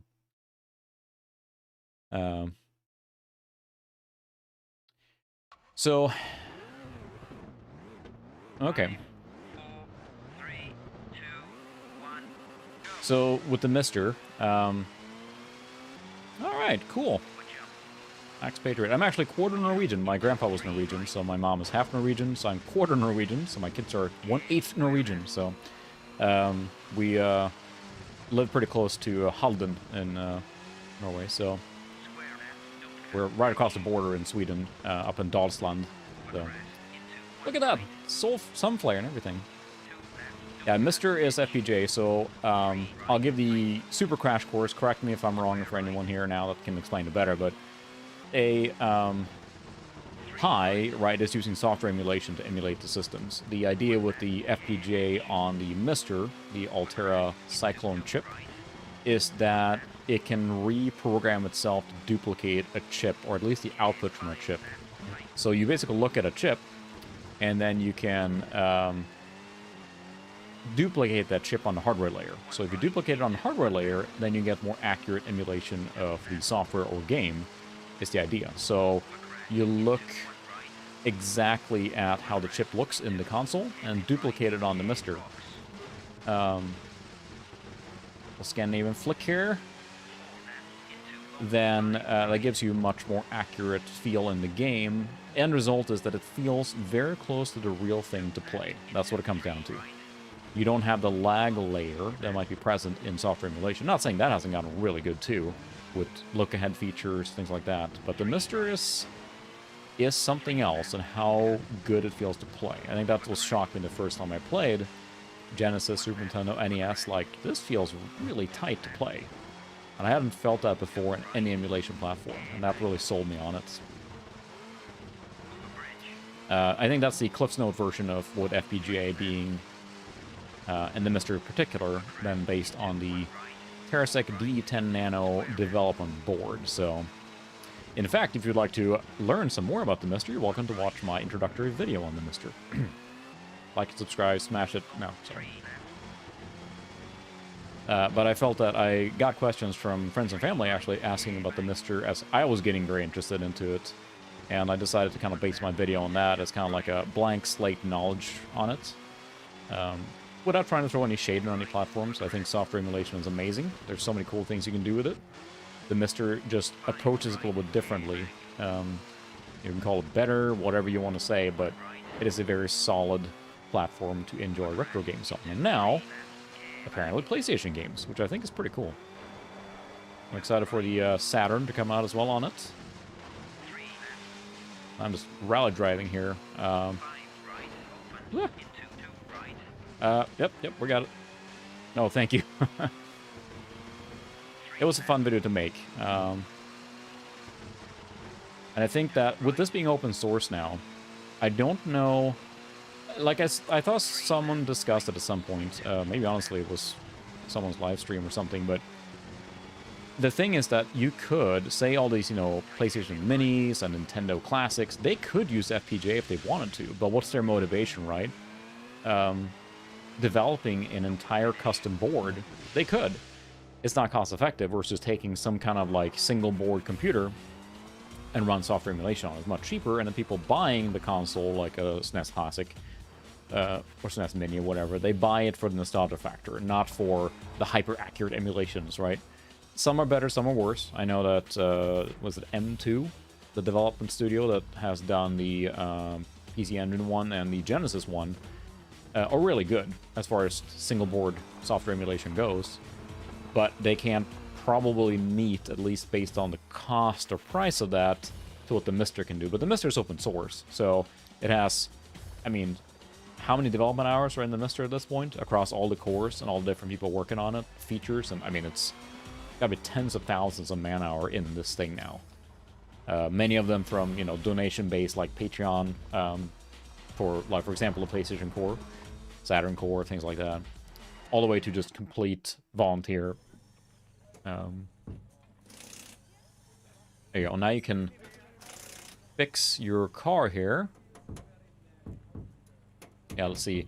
So you basically have, in rallying, in between the stages, they have an opportunity to fix it, but they only have an hour to fix it. So if you as a driver then smash your gearbox, well, it takes a long time to switch a gearbox in the field. You may not have time to fix everything. So often you see on the later stages, the rally cars are just beat up to hell with missing body panels because it's not the important part to fix. You know, performance and safety, of course. I mean, they won't compromise safety, but things like turbos, intercoolers, you know, engine cylinders got to be running at full capacity. The thing that's often a death knell is a broken turbo, because rallying in general uses small engines boosted high with turbos, and if the turbo breaks, they lose pretty much all their juice, right? So you can use that in 1 minute to fix my electronics here that I broke. So that would be pretty funny. Yes, exactly, and that's the thing. This core I got now from just being able to download it, and it's great to see it being developed so fast. You can certainly donate too, but it's not a requirement. But I mean, support the project if you enjoy the project, right? So that allows the people that are working on this to spend more time on it, right? Once they hit a certain critical threshold of donations, I'm sure that allows them to focus wholeheartedly on developing, aside from day job or not. So it's an exciting platform, and it's grown so fast. I remember, whoops. Perfect, like a glove. Smoke, I'm not sure if you're still here, but if you are, I remember watching your introductory videos. I think I caught on to them when you did the one MiSTer Core a day for December or something like that, and I watched those, and I got really into the MiSTer platform, eventually now buying one for a birthday present for myself. And even since then, which is like 2 years ago maybe, like it's exploded in development for it now. It's just so many cores now and games and experiences you can have on the MiSTer, which allows the the value proposition for the MiSTer, as much as it's an upfront cost, keeps getting better and better. If you look at what you get now, I'm an expert at this game. Awesome, Solar. I can't wait to check it out. So I've been falling behind on checking out videos from other YouTubers too. I feel bad about that. There's so many YouTubers I want to support, but it's hard to keep up. There's so many coming out. For those that aren't aware here now, I would say Smoke Monster here in the chat, which is awesome that you're here, is a prominent MiSTer proponent, advocate, and I think, at least from my perspective, a lot of us that started out with the MiSTer a while back got into it watching a lot of Smoke's videos. I think you're also instrumental, or the Smoke Monster hacks, right, for all these things, and now they're called hardware target packs. I'm going the wrong way, aren't I? I got it, there we go. Which are, many of them are now adapted to be able to plug and play on the MiSTer. So Hey, we're done with this game here now. I am driving off-roading. So I think the thing with the FPGA on the MiSTer is it's not only the what you can cram onto it. Like, it's not necessarily about power, it's about space and memory bandwidth. Those are challenges. And also the complexity. Once you get past PlayStation and Saturn here now, you're talking about an N64 being extremely complex with many chips on it and everything, and duplicating that on the hardware layer is not easy, right? It's very challenging. So I think what comes down to is yeah, it would be very expensive to develop, and yeah, you need the hardware, because this FPGA chip on here, the actual MiSTer platform, the D10 Nano, is cheaper than it technically should be, because it's being sold as an engineering student platform, and that's what makes it cheaper. The actual chip is more expensive than the platform, I believe. So a more expensive FPGA exists that's more powerful, but it would be very expensive. We're talking thousands of dollars now. Someone correct me if I'm wrong there. To say I want an FPGA that could duplicate, say, a PS3 or something, you know, to make an extreme example. That's possible probably, but it'll be super expensive, and developing that will be, I mean, ludicrous amount of time involved. So that's this current platform, that's where it will stop. Never say never. Who knows, in 5-10 years, there might be a more powerful platform, and people might be bored, or, you know, hey, we're going to cram out a GameCube on this, because why not? Maybe we'll get that one day, who knows? When those chips are cheaper, and we understand it better, perhaps, but it would be a monumental development task to make that happen, so... yeah, the fact of Saturn, I figured that would never happen. Saturn or PlayStation, but... yeah. That's the thing, right? And, I mean, here's where I'm just tangentially understanding some of the FPGA stuff, right? I think that FPGAs are used a lot of time when a company wants to develop a solution or chip or something. Instead of having to, like, print a custom chip over and over, an FPGA can be a very, you know, cost-effective measure there, because you can take that, redesign it, yeah, that was a flawless replay there, and then use that as your basis for your development, for example, or low-run production. Like, look at most of the flash cards we have, for example. They use FPGAs, because it's cheaper to use an FPGA chip in there than it is to build a custom chip that you have to print. Because once you print a chip, it's printed, you can't change it. An FPGA can be changed or reprogrammed, so that's the major strength there, but then cost goes up, complexity goes up. So I have a feeling that for the people who run true FPGAs in industrial applications or development or whatever, those are probably super expensive. So this is kind of the perfect, like, I think, combination of what the platform can do, the complexity of it, and the desire from the retro community to really want everything. I think that's kind of been a perfect convergence now, so we have this very cool platform that can run so many cool things on it. Which is why I think there's so many things working against a more complex FPGA platform for gaming, because it's going to be hard to get there, but yeah, exactly. The VHDL, right, is the hardware layer that the cool thing there is, and again, I may misrepresent it here now too, but the VHDL is the hardware map, right? I think it's literally like a blueprint for how the chip is programmed. That's portable. So the cool thing now is, even in the future, if say that the D10 Nano goes out of stock, or TerraSX stops making it, then they say, like, here's the D11 Nano, whatever, the next chip. It's still an FPGA.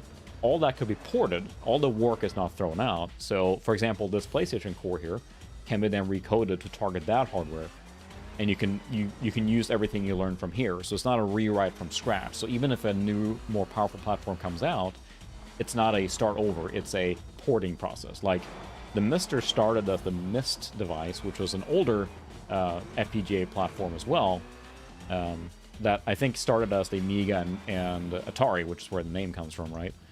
Yep, there you go.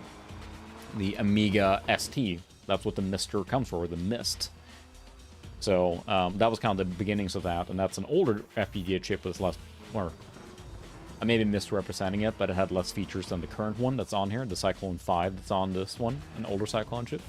So in the future, when we inevitably get a newer Cyclone chip that's more, just to say more powerful, I think maybe the word powerful is bad to use with an FPGA, more capable, or complex, maybe, then they can port these cores over to that, and that will allow that to continue. So all this work is what I'm saying is that it kind of becomes a brain trust of a pool of knowledge and data we can continue to use. So the way FPGA has exploded in retro gaming, I think that's here to stay now. The community around the MiSTer is awesome. I love just checking out the Discord and seeing all the conversations.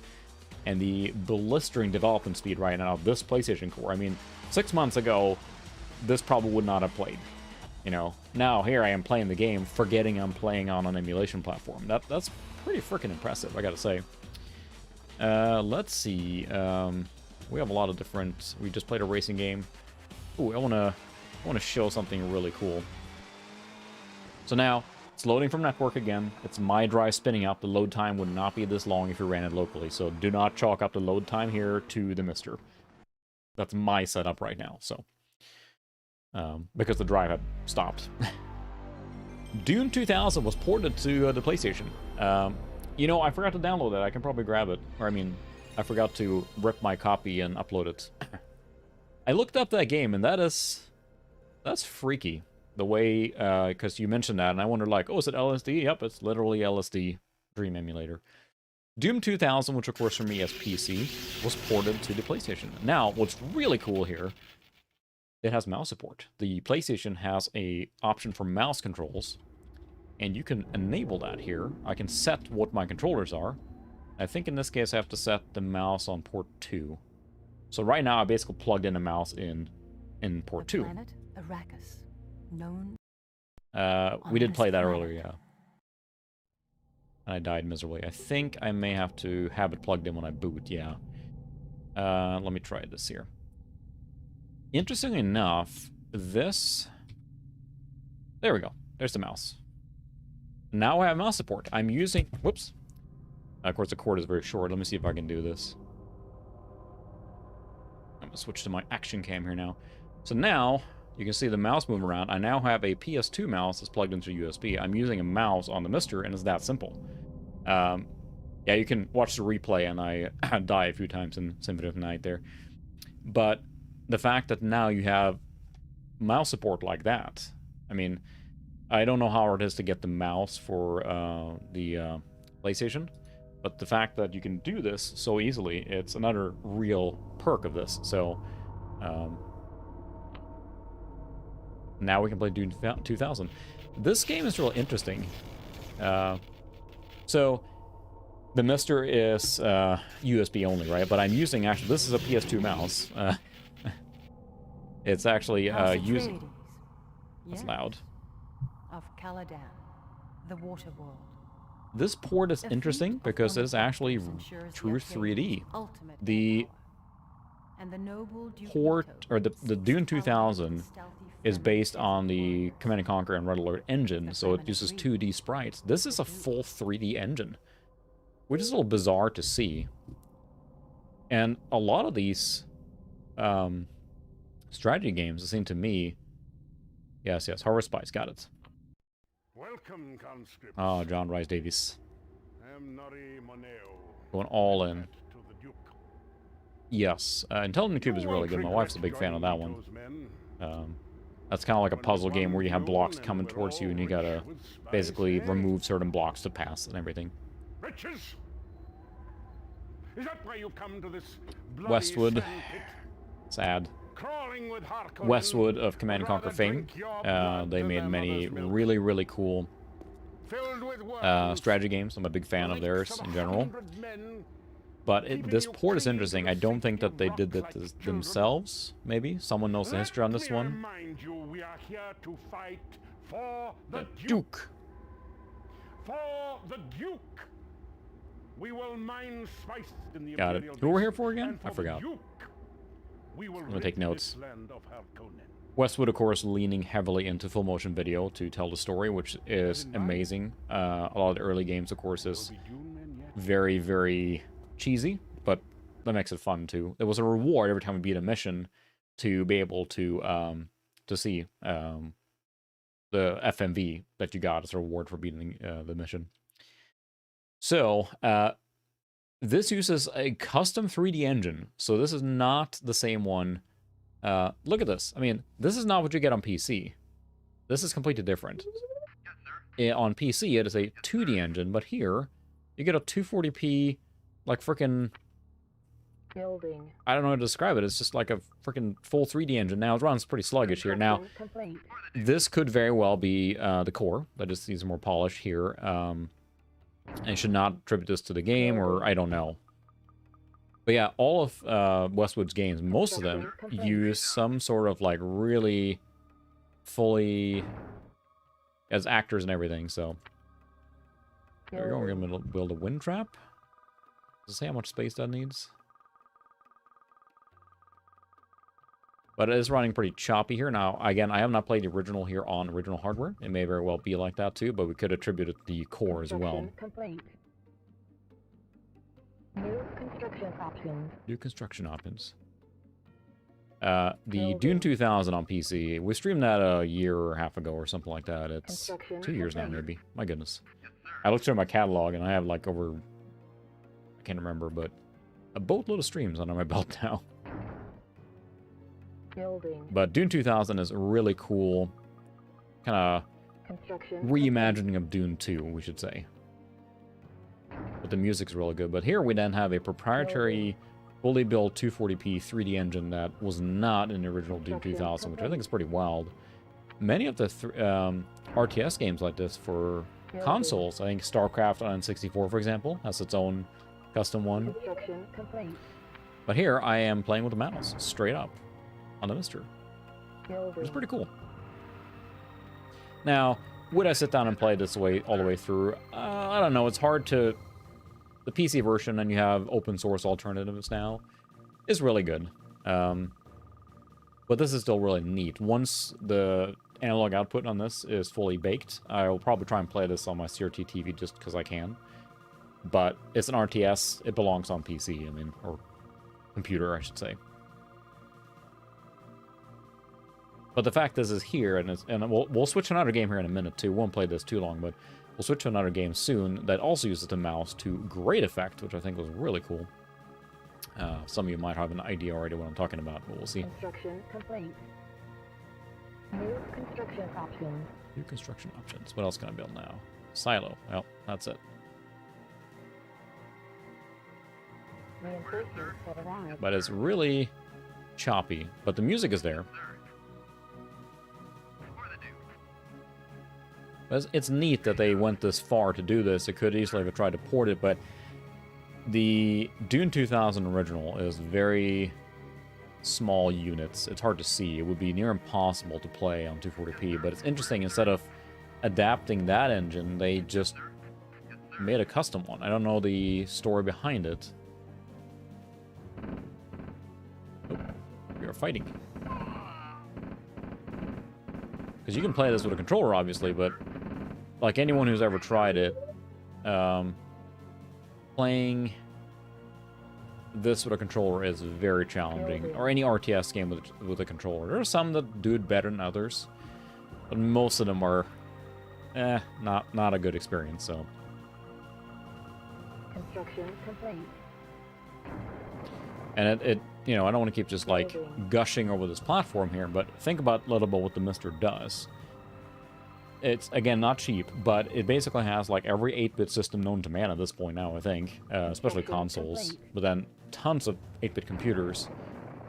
It's got, you know, virtually all the 16-bit stuff too. Some stuff we're getting into the limits, like I know the 3DO and CDI, for example, which of course are not 16-bit consoles, I think, but more video-based ones that are unlikely to come to the MiSTer. They might, but it will be a very, very difficult task. We'll see in the future. But the fact that we're going to get Saturn, PS1, we might get Jaguar here within a year or so, that's ridiculous. Just ridiculous. Yes, the spices for tacos. Under attack. Oh. Where? Oh, not cool, man. Alright, thanks so much for stopping by, Alex. See you later. See you later. The Dune universe was written, or the original novel was written by Frank Herbert, I think, in the 60s, or maybe earlier, the first one. But it tells of a sci-fi future. Space travel is dependent on the spice they harvest. Prolonged life is dependent on the spice they harvest. It is critical to the life in the universe for all the stuff they do. And it can only be found on one planet, Arrakis, also known as Dune. So that's where the name comes from. Pretty much everything in the Dune universe is around the conflict around the spice melange. So they harvest the spice. If you want a really trippy adventure, you watch the David Lynch movie from 1984, and it's really trippy. There is a more recent movie now from Villeneuve, whatever his name is,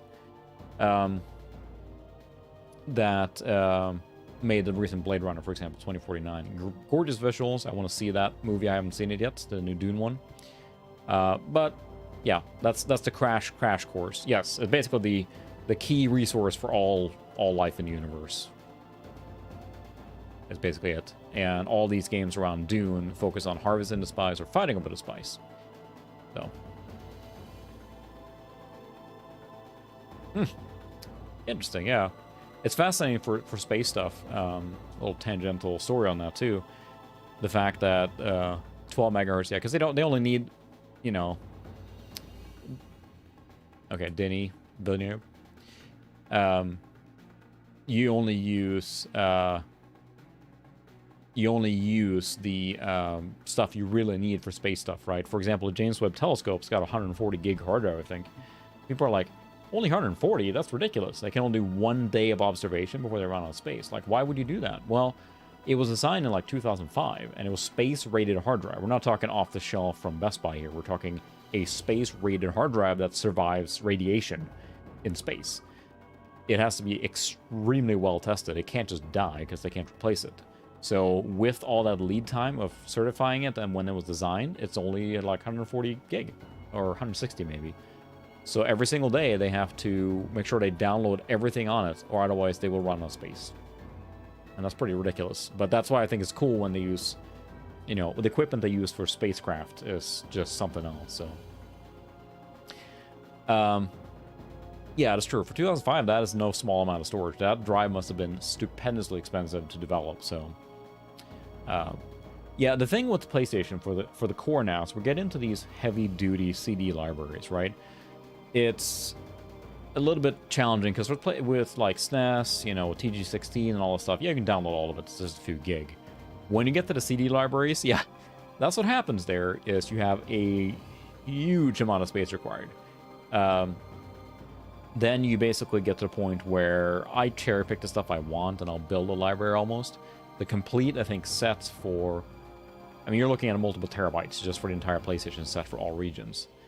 So the CHD format, which is a lossless compression format that you can use for these ISO images, will help a lot, I think. But it's still a lot of space. How much is that worth it? I'm not sure, because there may be more obscure games you not play for it. So a full ROM set for PlayStation is huge. A full ROM set for Saturn is huge. It will add up like that, so... Exciting. We harvested the spice. Yay, we did it.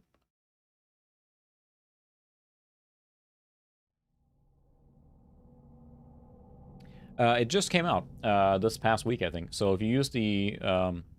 you have to have a couple things. Either you have to use the, you know, nightly for the PlayStation Core. You have to use... I think they just published the public main. So if you get the main right now, updated, it has to have the CHD support. As long as you have a pretty recent nightly PlayStation Core, then yes, CHD is supported now. I have not redone my ISOs to that, but it is there, so it's already there, and I think that's key support for any of these CD-based ones, just to compress. And I think I did do that for the Sega CD, and that saved a lot of space, I think, for my ROM set for that one. So, yeah, I mean, that's what I do. I just, well, that's what you do with CHD. Once you get them, just run the converter. That's what I did, and that will save you time. So yeah, I'm sure you can find it on the MiSTer forums or in Discord or ask for help there. But there is a command line you can run. Basically, just point it to it, the folder you have your bin and queues. It will repackage all of it for you automatically. Just kick it off, go get lunch, come back, and they're all, well, I think the Sega CD library, I did that a while back, and that took several hours. It is not a light task, but it will save you a lot of disk space. I mean, a ton. We're talking, I mean, a lot of space per single one. So yeah, don't delete anything you downloaded. You probably just have to build your own CHD library. I don't think anyone's going to upload it in CHD. I mean, you probably can find, but... You know you Oh, fight he's back. We won't play this too long, because RTS on a console is... like a It's desert more of a dweller. footnote, and it's an interesting fact that You fight with your they redeveloped an engine for this. soul, and yet And with the mouse support plays great. We'll play a different game here in a minute that plays also very well with mouse support. there are some who say that you arrived in an Imperial liner with the Lady Elara. If you haven't played this on PC, I highly recommend it. It is really good. If you like Command & Conquer, real-time strategy games, Dune 2000 is... Well, it's no a good one. matter. The Duke will give you an opportunity to prove your Duke. loyalty.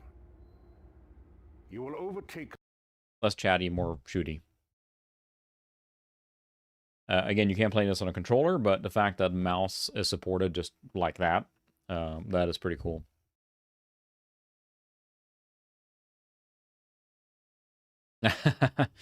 I figured. I mean, someone must have done it, right? That's kind of what I figured. Building. No, I mean, John Rhys Davies, he plays Gimli in Lord of the Rings, right? That's that actor. Westwood did not skimp out on the actors they hired for this stuff. A lot of them are true names for a lot of their stuff, especially like look at Command & Conquer 3. It's like Michael Ironside. I forget everyone is in that now, but it's just star-studded. They lean into it. It's hammy and ridiculous and sometimes, but Westwood really went all in with that stuff and really just like, you know what, we're just gonna play it dead serious and everything. So Construction complete. so yeah, John Rhys Davies, yeah, he plays Gimli and Treebeard in Lord of the Rings. So Building. Construction yeah, complete. it's Westwood is just really, really good with that stuff. It was very impressive. Building. Building. Just kind of drowsy. Construction complete. Yeah, it plays a little sluggish here now. How should we build that? We'll do this. Building. Yes. So yeah, you have James Earl Jones in Command & Conquer 2. Complete. James Earl Jones and Michael Biehn. I mean, they went... Westwood was at the height then, right? In the late 90s.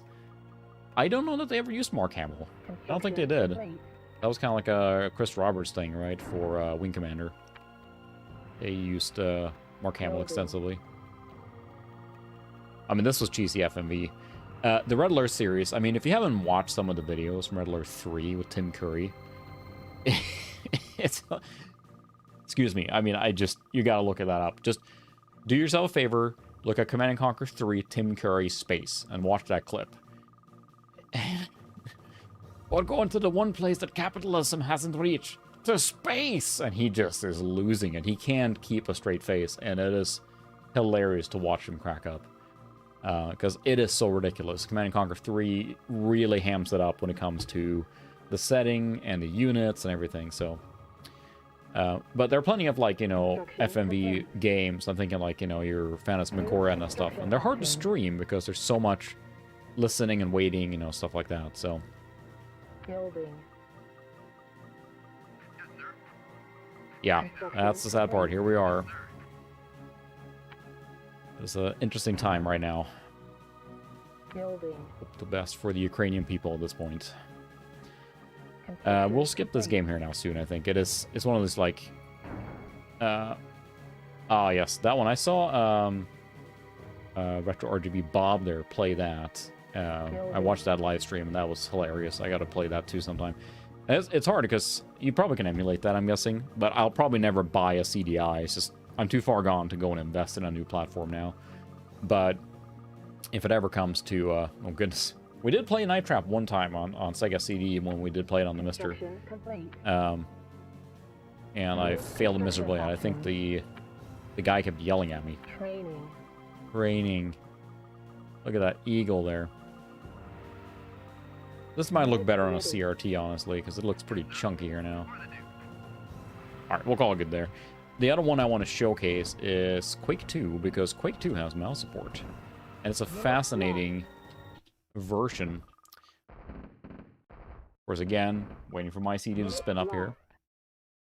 The game keeps playing, because I haven't opened it yet, so... That's right, very nice.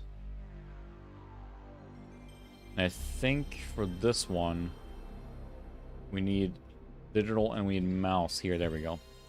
Now, this one actually uses two, because you basically control the movement.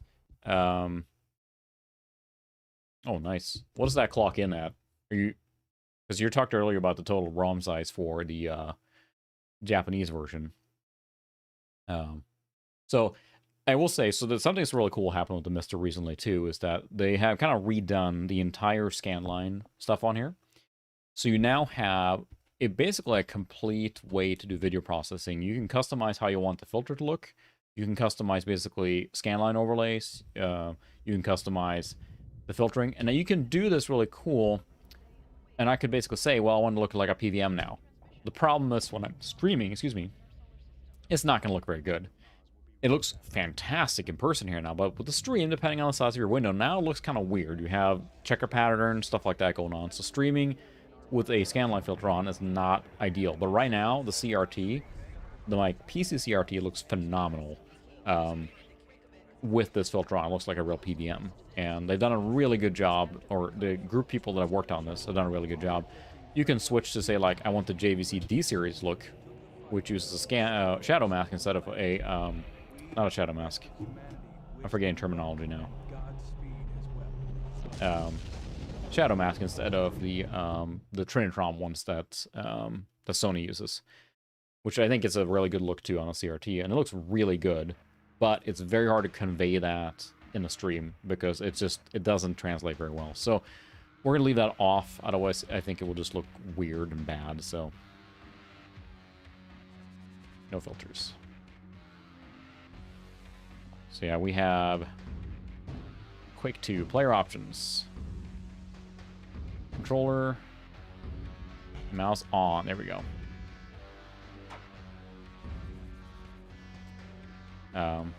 That's true, yeah.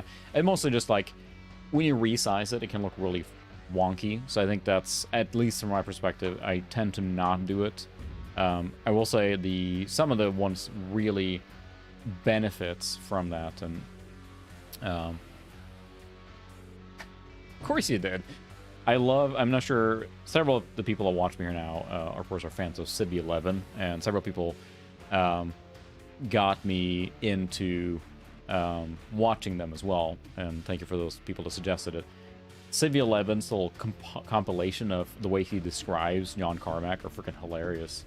But I can't repeat them, but there's just so many really good ones.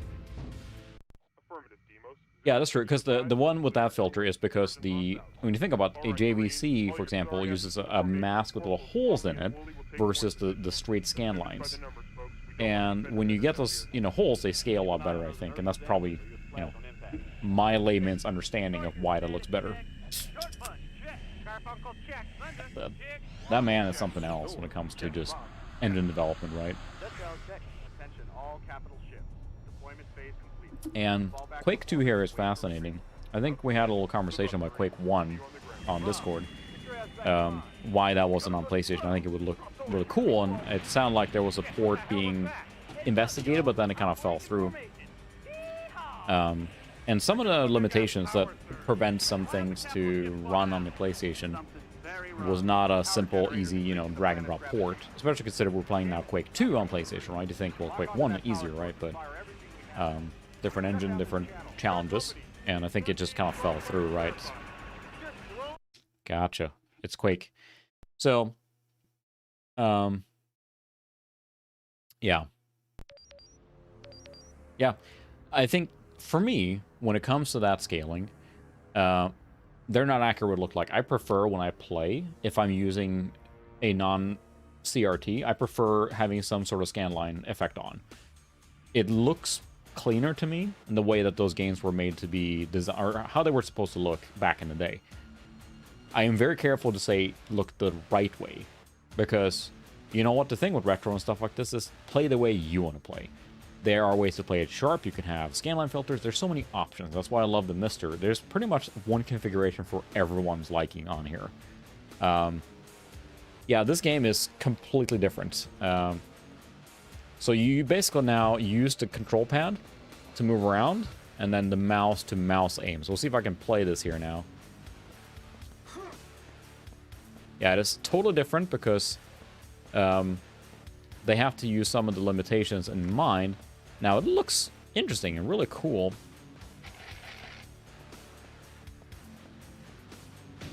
Yeah, that's the thing, too. I'm going to turn up a little bit here. There we go. And I think that's what... I mean, look at this little lens flare here. Yeah, that's what I like about this. Is like, it's... Yes, the games were designed with scanlines in mind, and you could say that, you know, many of them were designed with like a PVM or something when they made them, not, you know, your Sanwai, cheapest possible TV and whatnot. That argument made too. But I think it's important that we don't gatekeep on what the technology can do for us and which way we enjoy it. You know what? Play the way you want to. And yes. I mean, heck, I know that for the Steam Deck, like, box shows, like, you know, places to play, I think, and it literally has bathroom on there. Toilet, I think it literally says. They know what people are going to use it for.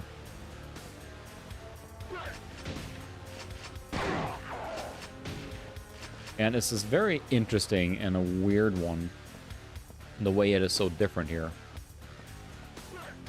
Because for me, I'm so used to, with Quake 2, it's the GL accelerated, you know, very smooth out stuff. I really need to try this with ray tracing. I still can't believe I haven't done it since I have the ray tracing capable card now on PC, but it's interesting.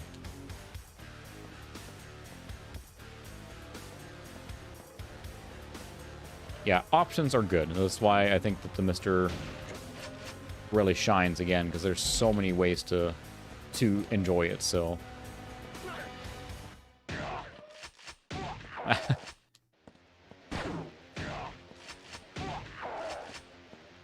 This is a bizarre version, right? It's weird, but again, it was designed and developed with the limitations in mind. I don't think... Yeah, the soundtrack, I think, is part of the original soundtrack from Quake 2, right? Which this video, there's no way it doesn't get a content ID match on here, but... Price we pay. And loading hallways. I think it's due to the memory on the PlayStation. That's really what it comes down to. No, I don't want to say. I want to live dangerously.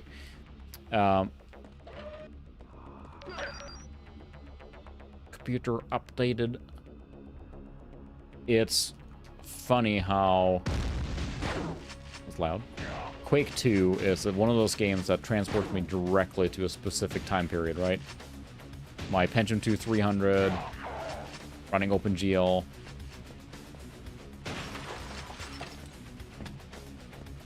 This place, and look at this is the first stage now, normally on the PC version, which is again limited, because I don't think they have enough memory to load large rooms. Again, I am not an expert whatsoever on the PlayStation architecture. A wide limitation on is here, but I believe it has to do with just memory. That's why a lot of stuff is hidden, so you can't see any large open areas in this version. Pretty sure.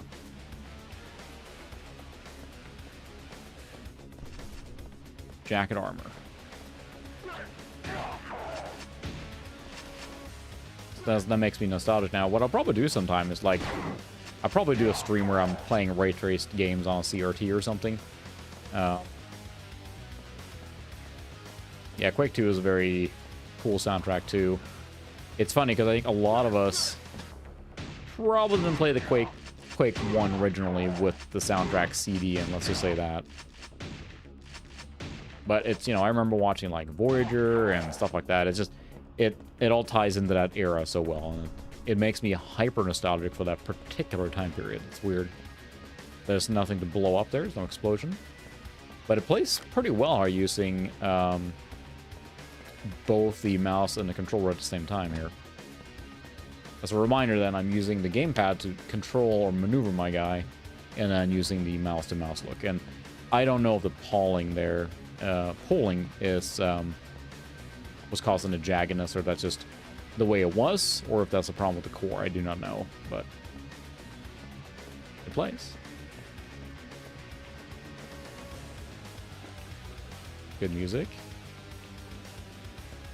I mean, yeah, I love it when, like the fact that, yeah, like I mentioned, the loading, the color lighting, it's a neat addition. Like, I love it when they look at a platform and don't just port it and walk away. They look at what can we do, what do we have to change, and we'll make it unique, like unique as much as you can. Yeah. It is. It's very hard for me to not play on a CRT. I mean, I'm playing right now, for those not aware, then I'm playing this on a PC CRT right now. Using the scan doubler feature of doubling from 15 kilohertz to 31 kilohertz, so I can play it on a CRT. This, of course, would have been done normally for a standard CRT, you know. That's a loading quarter. I don't want to go in there again.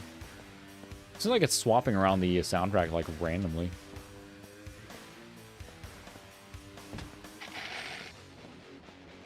Yeah, I gotta figure out something with the hard drive here now, because it works well, but the USB dock, I have it. For those I mentioned earlier, I basically have a Retro NAS set up, which is a new recent Retro NAS, or a open source project that Retro RGB covered, which I am a contributor at now. Hint, hint, read my articles.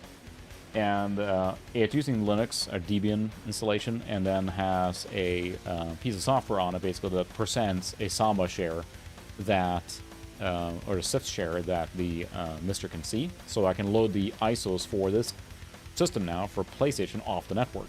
I don't have to store all this on the MiSTer directly, which is a really handy tool, not to mention that if I get a second MiSTer, I don't have to duplicate the CD library. Again, duplicating the SNES library in NES, not a huge deal. Not a big SD card for that, which is fine. But the CD libraries like PlayStation, Saturn, Sega CD, those are quite large. At that point, it's really nice to be able to have it in a shared location like that. You see, it really bogs down now we get to these open areas, but it's a really neat port. A really cool port, actually. I'm impressed about how they managed to squeeze this in on here.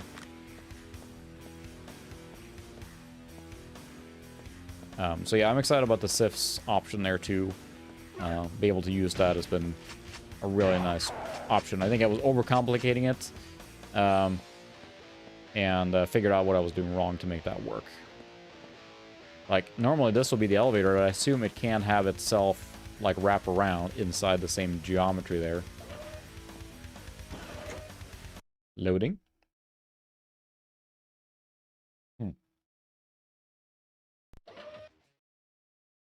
Fine, we'll save.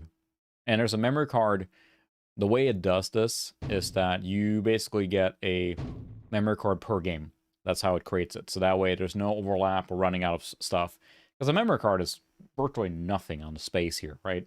So it allows you to have custom memory, or each memory card for each one. Oh, there's the cool music, too.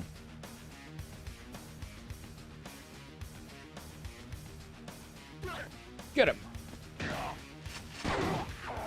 It's funny, the EU version of Quake 2 that I have is locked to UK region. If you try and install it here on a US computer, meaning I've set the region to US, it will not install.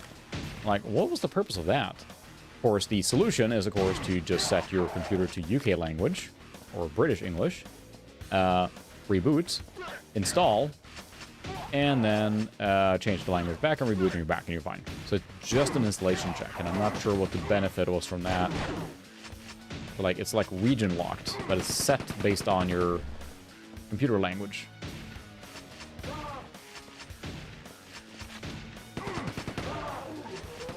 die. My goodness. Hey, where's my machine gun? There it is.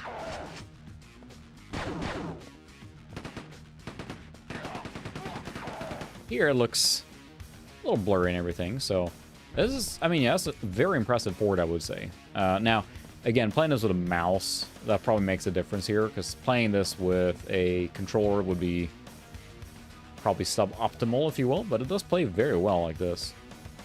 I'm using basically the controller as like kind of my left hand on the WASD, more or less.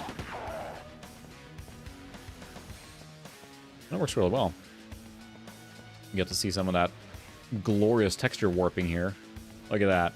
Look at that. That would be a stretch, yeah. Sadly, that's the thing we'll never see. Fortunately, Dreamcast emulation has gotten really good, right?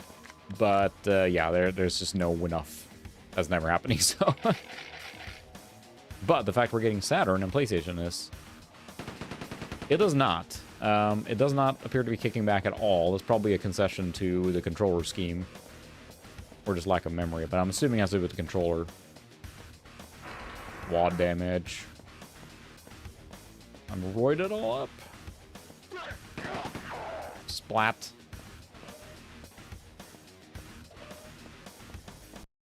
Loading. Yeah, and I think that goes into what I was mentioning earlier that we discussing, me jabbering on about the fact that even if you have a uber, say you have the most powerful FPGA in mankind, known to man, $1 million FPGA, it can emulate, in theory, like any console or system we know. The development time for that, or make that happen, would be astronomical. I mean, it's just like, it's not feasible, especially from a hobbyist level. It would be like a major engineering undertaking for virtually no benefit, right? To do something like a Dreamcast, PlayStation 2, or GameCube, or something like that. It would be a tremendous undertaking. So the fact that we're getting PlayStation and Saturn, I think, is really impressive. And I'm not trying to like say like, oh, well, why are you even asked that? It's not that. It's just that's where the limits come in. I think is not the hardware, but the who's going to make it, if you will. I think on the arcade boards and a lot of the consoles, they have to like grind down the chips to see the path tracing, you know? I know that's what they do on a lot of the arcade boards, right? Sometimes they grind down the chips so they can actually see the exact path, so...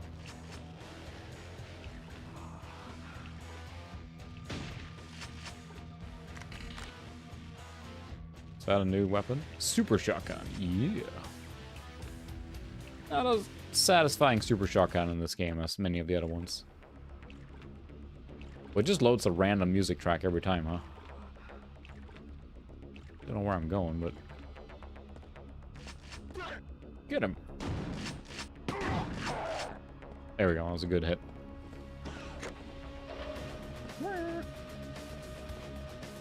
Does make me very nostalgic. I really should play these. We'll do a live stream sometime where I'm just playing retro ray trace games. Probably switch to a different game here now, but some of the games, they've added reshades and things like that to allow ray tracing to be inserted. That's something that's available anymore. That's fine, overwrite.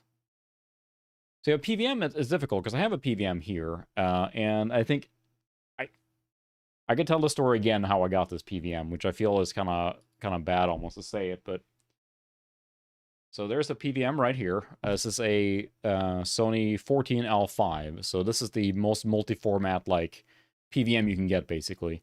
14 inches, and it supports like, you know, 240p all the way up to 1080i. It can do just about everything, and it's great.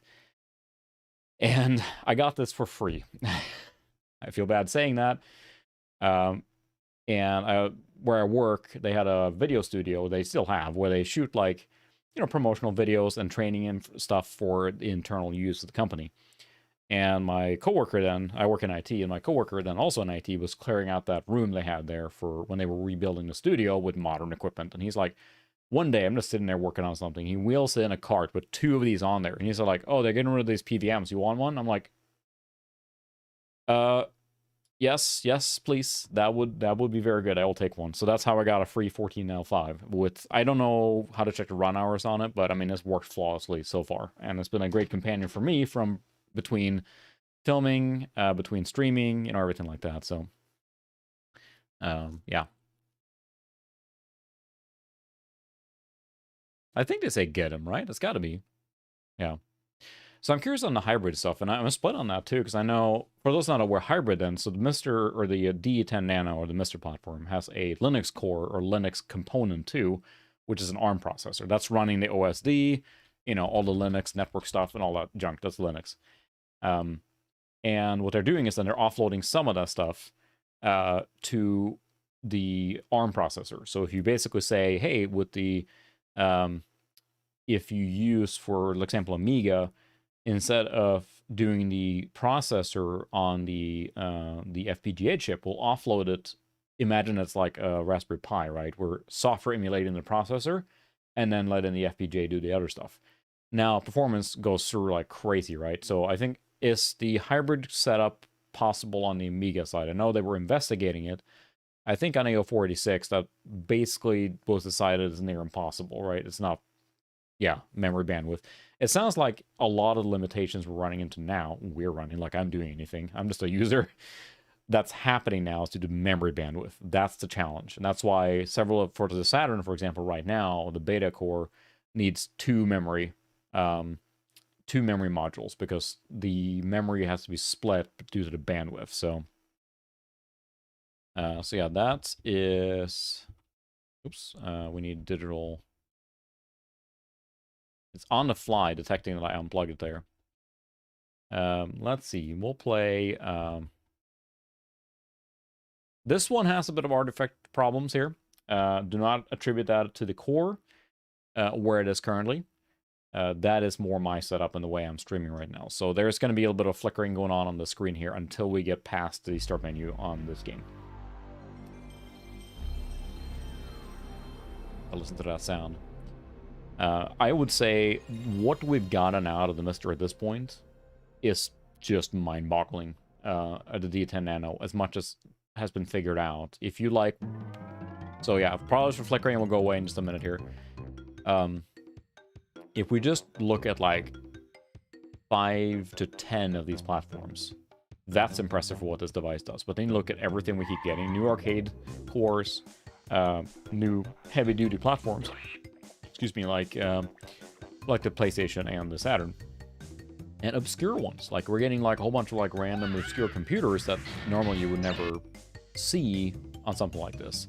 They keep adding stuff, and it's gotten ridiculous at this point. At this point, like for me, for anything retro, I'll buy MiSTer. I'll buy 2. I'll buy 3. I do want to buy more for sure. Yeah. Yeah, and that's the thing I never would have expected. Here, I'm playing Crash Bandicoot on hardware layer emulation. It's just... And I know there's been many comparison videos, too, where for those that aren't, like, super familiar with the intricacies then of that level of emulation, there's many videos and comparisons where the MiSTer is performing virtually identical to the real hardware. I mean, to the point where the frame count is identical, like... There's no difference. Doesn't help me play better. Maybe the adverse effect that I'm playing worse, but... yeah. Yeah, and I remember when they announced it, when SRG 320 or whatever said, like, I'm working on a MiSTer, or a core for the Saturn, people are like, yeah, whatever. Like, yeah, you're smoking something. And then development actually started, and like, yep, sure enough, it was actually true. Since I didn't really have a PlayStation, I never really played the Crash Bandicoot games. I kind of wanted to get... The kids really like the Spiral Reignited one on Switch. It looks really good, too. Very clean graphics, and kind of makes me want to play these. I never played Crash Bandicoot when it originally came out, since I did not have a PlayStation at the time. But it's got a great, like, atmosphere, and I know that Crash was heading into becoming the mascot for Sony there for a while, so...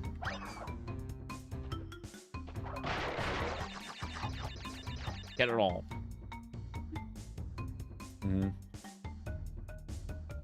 Yeah, that's the thing too. They keep going up in price, which is expected. Supply and demand, right? Especially with chip shortage right now.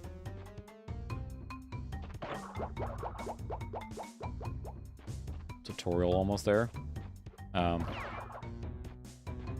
You know what? They might already have it. You never know. I can't keep track, literally, of all the random new things coming out for the MiSTer. There's so many. You may be surprised. It's easy to throw out like this like random thing and like, oh, they don't even have it, or you know, maybe they have this. Yeah. Yeah, that's the thing too. I think that from efficiency perspective, how well it does it. For me right now, if I want like a one-stop shop, because I have like 3 or 4 mini consoles plugged in, right, to my main TV for the kids and stuff, but I don't use them anymore. Like, I want to get a MiSTer for that spot too. Now they're not quite as interested in the old games right now, but that goes in waves too. They'll be happy to play like Super Nintendo on the Switch, whatever. But I would like to get one there because you know, my wife likes playing the rhythm games, so she likes like Parappa. Oops. And that's a game that's incredibly latency sensitive, right? And emulation on that does not work very well. You have to have really good accuracy and latency on that one. And even so far, that plays freaking flawlessly on the MiSTer already, which is, again, very impressive.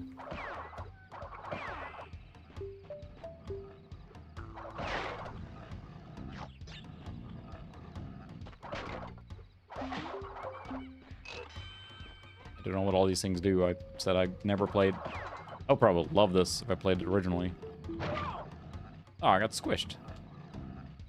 Aw. But yeah, the MiSTer community has been awesome. I think that, in general, it's very welcoming, and again, they keep dreaming up random stuff. Like, again, like a year ago, I figured I bought the MiSTer longer than that, but I bought it primarily as like a 16-bit thing, right? I think many of us may have done that, because, you know, the 16-bit era is probably my favorite. You know, Super Nintendo, Genesis, you know, Amiga. There's a lot of good stuff for that era. And I never would have dreamed that we were not playing PlayStation on it. And I know I keep saying that, and it may sound like ridiculous to keep saying it, but this is really impressive. And shows to both the testament of what this creativity of people can squeeze out of this platform, and also the skill of all these developers that often are doing it either just free or on their spare time. I mean, it's ridiculous. It's just ridiculous. Once we have this here now, you'll have it forever to enjoy. And the MiSTer is just the D10 Nano platform. I don't think, I mean, yeah, sure, any chip can just burn out, but, you know, there's no moving parts in it. There's no components like that. I would say that the chances of it just dying on you are pretty low, unless you know, handle it poorly or whatever. So it's a pretty amazing platform.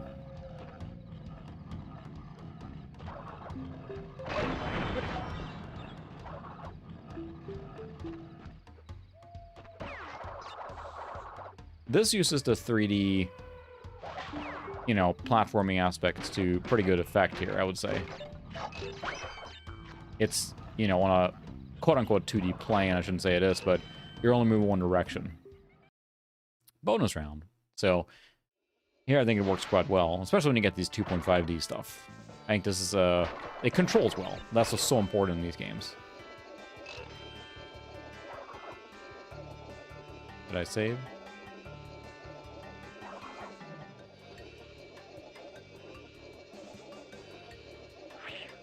Phew. Password? I don't think so.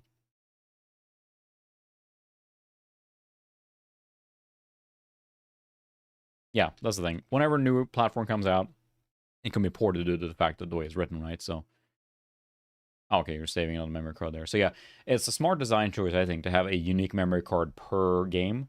That may sound cluttered, but again, a memory card I think probably takes nothing like than just a few kilobytes on the SD card. So it makes sense to do that, because it saves you the headache of having to shuffle around memory cards. I think you can manually attach memory cards if you want to, and like I want to have, you know, one memory card for that I put whatever on. You can do that, but I think it's a smart move to have it auto-create a memory card per game. That takes the guesswork out. You know, this is my Crash Bandicoot memory card, and I mean, you could have done that too if you had like a stack of memory cards originally. That would have been fine too, but fine, I missed 5 boxes.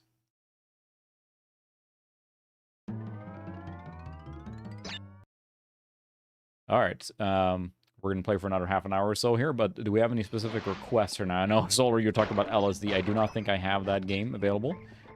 Any other games in particular that the group wants to see here running?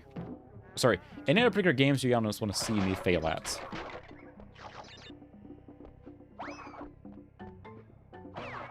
See, this I think is a great use of 3D, like with the 2.5D. This looks awesome. Until I got bitten. Because I grabbed a whole bunch of games on here. You know, I got Ace Combat, I have Diablo, I have Command & Conquer, we have Pandemonium, we have Spyro, we have, which also, of course, is a staple, I think, for the PlayStation. And let's not forget, again, this is a beta setup, and we're still...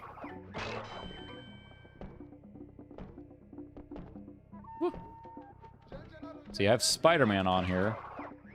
The first one, I don't think I've... Is it the... May not be the one. I don't have Pepsi Man. Can't grab that, I think. Pepsi Man is creepy as hell. I do have... yeah, I'm playing Parasite Eve. I do have Resident Evil 1 on here, too, as well. And I'll get eventually all of these. I just didn't want to do the thing where... I just got, like, every game known to man. I was trying to, like, pick the ones I might be interested in playing. Yeah, thanks so much for stopping by. Yes, Alien Trilogy. Burke's Adventures. I don't think I played that one. That seems familiar, but... The Alien Trilogy, I think, also is a pretty good shooter. That's one that's on the Jaguar, isn't it? It's like the one game on the Jaguar that everyone talks about. Oh, that seemed unsafe. Smack. Like I mentioned a second ago now, like I keep repeating it, we are on a beta core, but I mean, this is like playing the game. I mean, I wouldn't think this is on a beta anything now. It plays great. Oh, I fell to my untimely demise.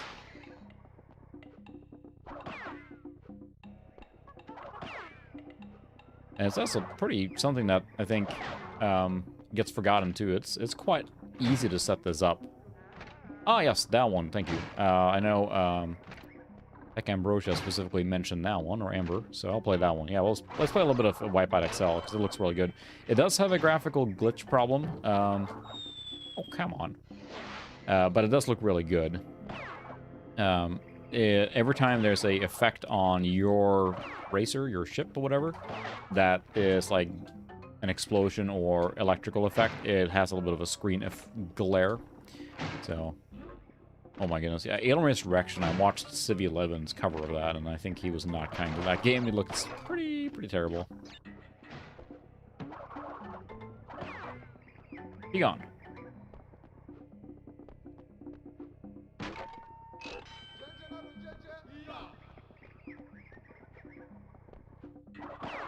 It makes me want to pick up the remastered version of these. Insane trilogy.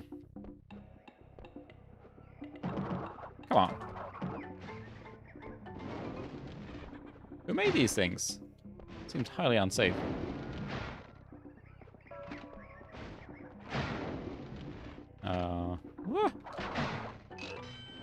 All right.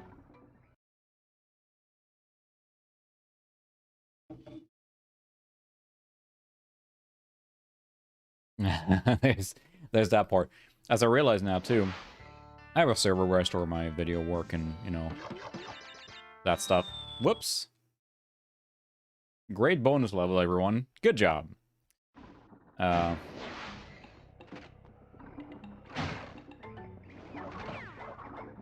watching Civ 11 there, I know he was exceedingly frustrated trying to complete that game. Whew. Nice. Once again, it's a cool game here. Yeah, let's play a little Wipeout.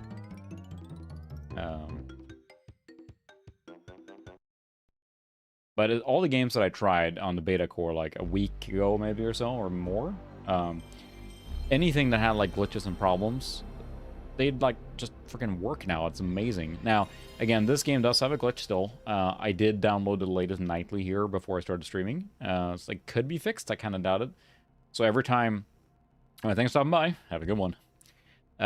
Every time there's an effect on your own vehicle, Red Bull, there is a screen glitch that I'm not sure that's been fixed yet. So. Psygnosis presents a DMA design game. Lot money. Sorry, that's Amiga. Amiga era. Blood Money on the Amiga has a really cool voice intro like that. I thought that was awesome. There's the music here.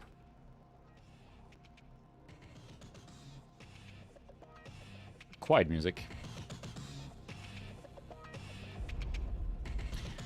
This was interesting. It leaned... Now it's loud.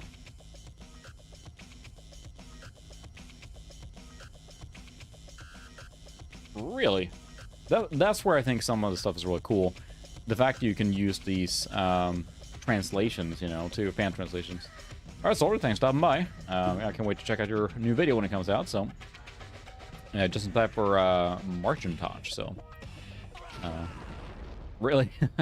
Red Bull, they had an aggressive marketing campaign in Sweden, too. They had the Gives You Wings and all that stuff back in the 90s. Or maybe that was later, but sure remember seeing a lot of ads for them. That's what I think is really cool here, too, with this particular setup now, being able to fan translate patch. There's several games, like for the Saturn, for example, that are coming out that have been translated.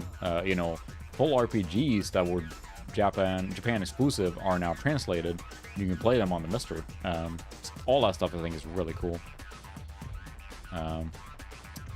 I haven't decided yet, so I'm working on a couple other things right now, and it's just right now my video production speed is very low, unfortunately. It's just a lot of life going on right now. I got kids and full-time jobs, so it kind of kicks my butt there.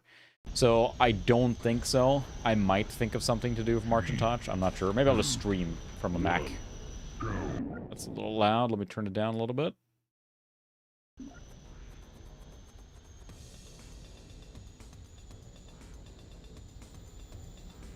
But this looks really good. Autopilot engaged.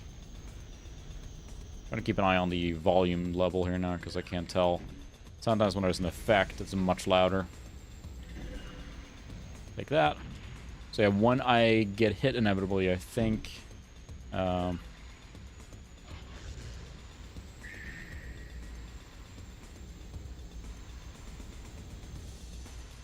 was never very good at the Wipeout games. Not that I played them much, but... Autopilot engaged. Like, there's that glitch. That's not fixed yet. And that's the thing you kind of find. The game is fully playable, but then it might get a little weird when you play it sometimes. Kablooey. The explosions are very loud, but...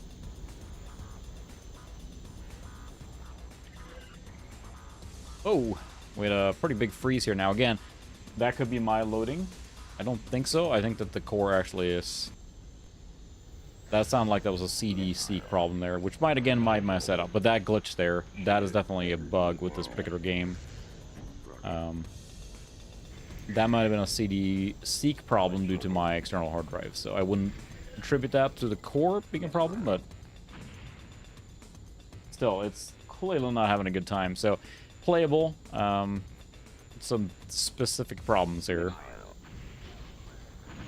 And oh, now Wipeout 1, I believe, plays just dandy. But this one seems to have a few problems, so... Yeah. We'll try a different stage here, but I'm not sure, again, if that's just the, due to whatever.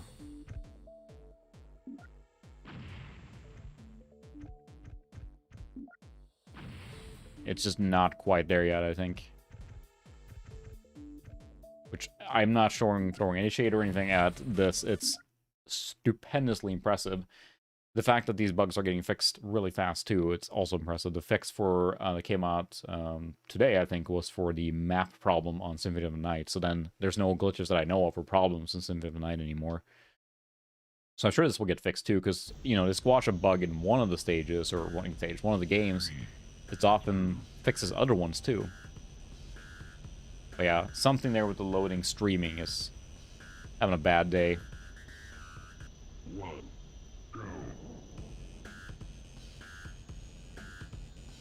It could just be the version of the ROM I have or something like that, but... Whoa, this stage is much faster. I'm just not very good at this. Whoop, yeah. I don't think I ever played that. Hydraulics? Huh. That sounds really cool, but... Yeah, I think that... It sure looks to me that it's got a problem with the CD audio streaming in there. Maybe it was detecting a copyright violation and shutting me down. Shield. But it's like it was a grown-ups racing game, you know, compared to the kiddo ones. Wipeout tried really hard to do that, but yeah, this is really crashing a lot. So let's switch and I'll show you. Wipeout itself runs great. That has no problems, but doesn't have quite the same visual flair because Wipeout, the first one I think was a launch title in the UK, or in Europe, and that made a big impression, I think, so.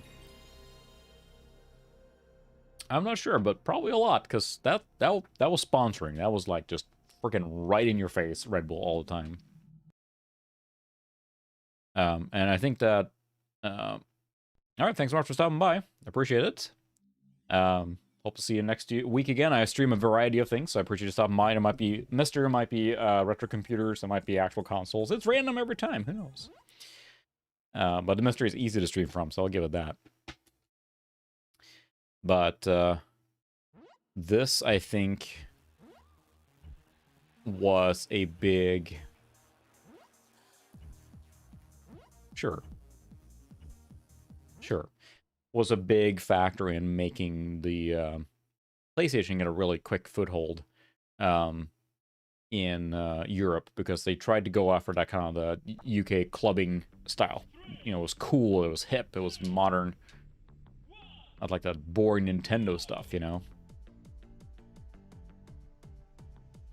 And of course this has actual licensed music, so this will have Content ID all over it.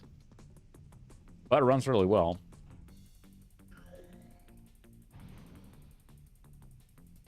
I don't play it well, but it runs well.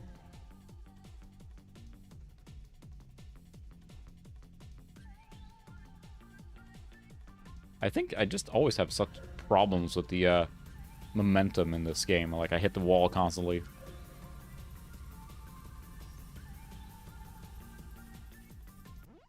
Turn up a little bit, but again, this is all but guaranteed to have...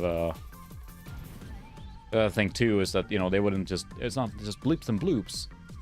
So the Content ID is not that bad. The Content ID means that when they run ads on it, they get revenue for it, which is fine. Especially if there's multiple Content ID chances on it.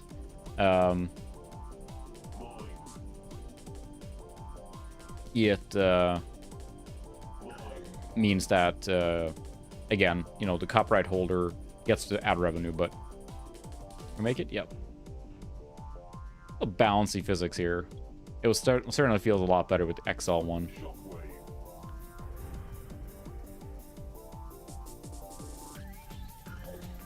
Whee! Yeah, really. That's the thing. I never was able to, like, get into Wipeout, I think, because the physics just... Something didn't click with me. It just feels weird. Very weighty physics, it feels like, that you have to really carry your momentum and everything, and I'm just terrible at it. So F-Zero feels easier to play. Even the GX one on GameCube, which is super fast, so... But again, this was a big deal to be like, you know, cool and, wow, I'm just awful at this.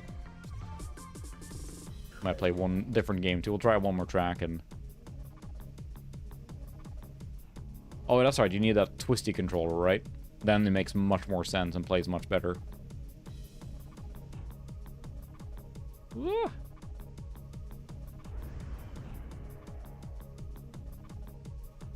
The music is a lot louder than the game sound effect, so...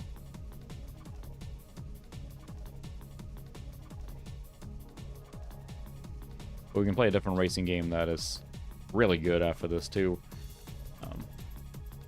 Define the console. Yeah, digital controls is the thing. I'm playing it right now. You think... I'm not sure if this game supported analog. The DualShock wasn't even out at launch, right? So...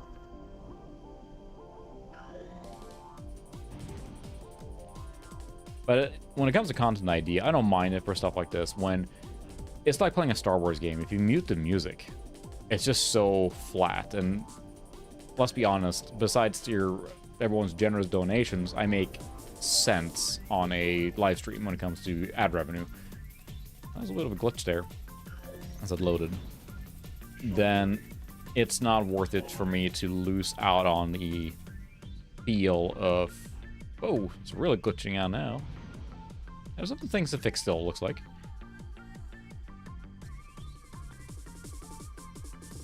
Yeah, it's really bizarre.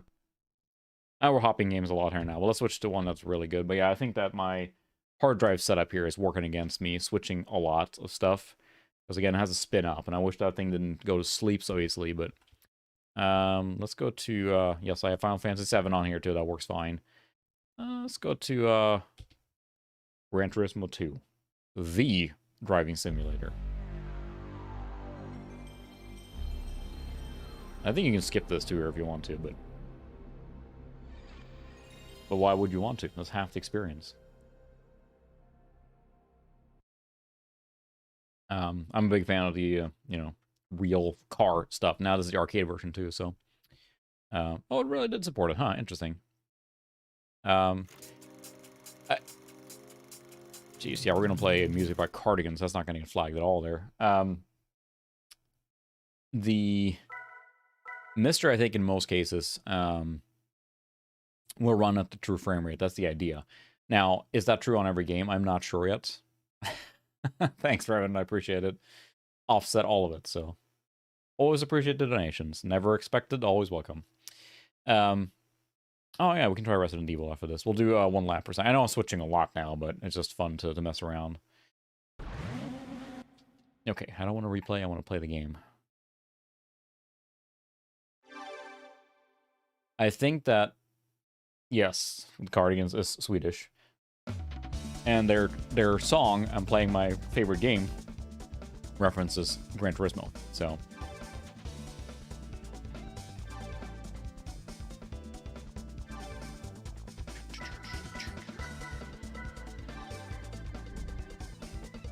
Cobra, Police, Rally Car, Skyline...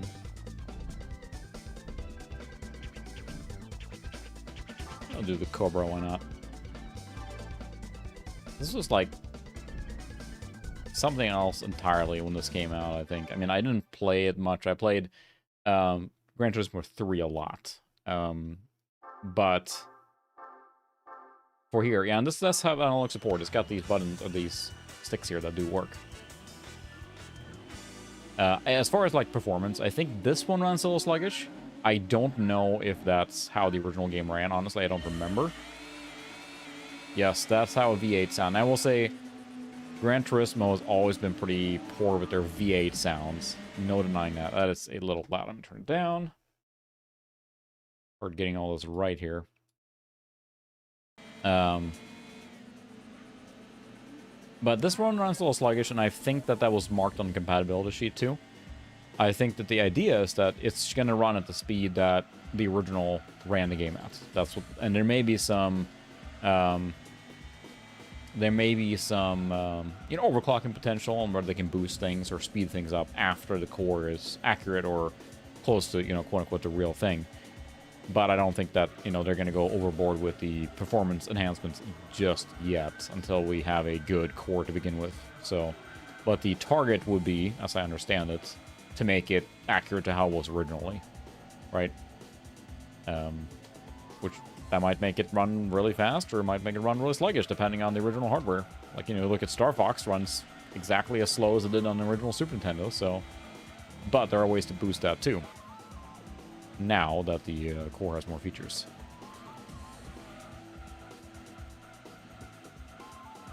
But when this game came out, I remember I had a friend who played it, and he just spent hundreds of hours playing this. Like, having all these cars with these realistic settings and realistic cars and a career mode. I mean, it was awesome. And I played, you know, Gran Turismo 3 that way a ton, so that's the one on, you know, PS2. That's where I really got into that car simulation genre. But then I got into Forza Motorsports on Forza Motorsport 2, and I kind of switched over to that. I prefer the physics in Forza over Gran Turismo. Now, you know, I don't have a loyalty per se, but I ended up playing more. I hit the brake a little too late there, a lot too late. Driving an American muscle car, we don't turn.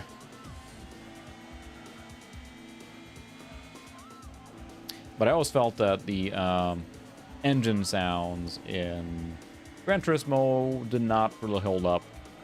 I think they all sound like a little buzzy, and I know that they used, especially for the later ones now, they used, you know, real sampled audio from the exhaust of these cars and everything, but it just never quite sounded right. Like a V8 sounds meaty in Forza, but here they just sound kind of buzzy. I don't know.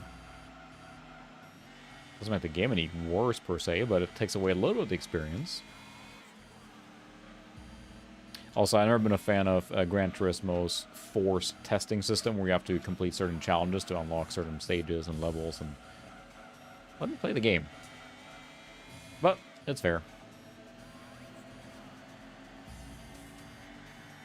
Yeah, it's surprisingly, like, I think they use smart. I think Gran Turismo 2, I think, is probably one of the more, like, graphically impressive games for the system, considering what it does. There's a lot of cars modeled and rendered in this game. And it's pretty smart use of performance, or what they have available.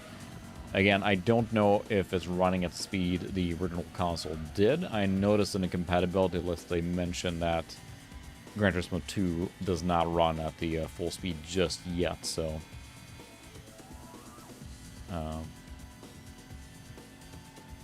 yes. I don't think I have Einhander installed or added here yet. I did see it on the list, and it's probably one I'm going to add to the list myself, so...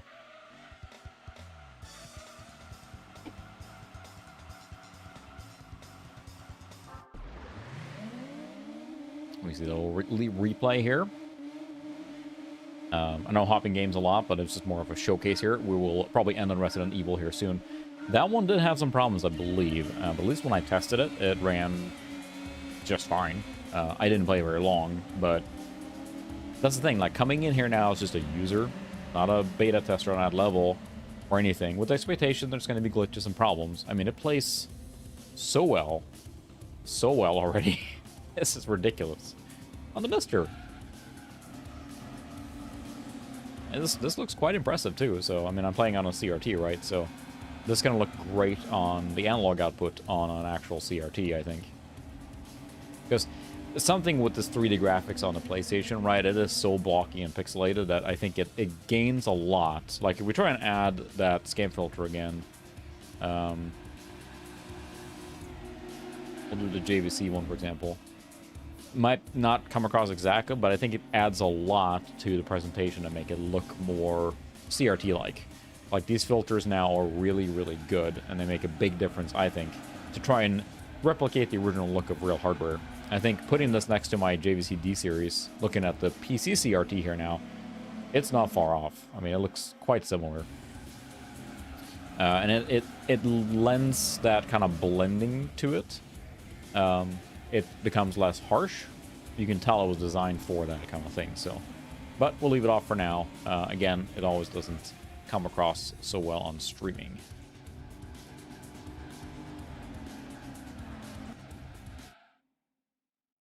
There we go.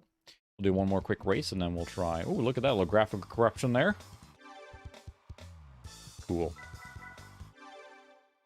course, we're not playing the simulation mode, where you slowly but surely unlock cars and tracks and all that stuff, so... Rally. Rally car. Alright, we'll race the rest here with the JVC filter on for now. Corolla, Lancer. There we go, there's a rally.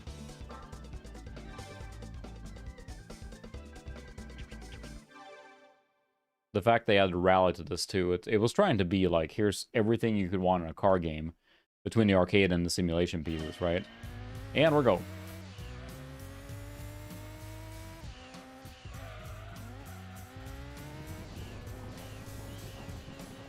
Get a turbo whistle there all the time. Now, it really makes you want Sega Rally for the Saturn here now, but I mean, we'll this year get probably a Saturn core for this, and that's, again, pretty ridiculous. There's many games I want to explore on the Saturn, so look forward to future live streams with the Saturn whenever that's public, so. Alright, Christopher, thanks so much for stopping by. Have a good weekend, and hope we'll see you next week.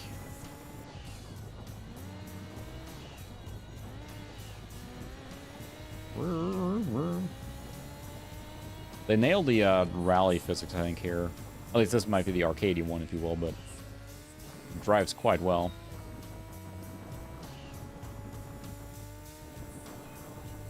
That's a hairpin.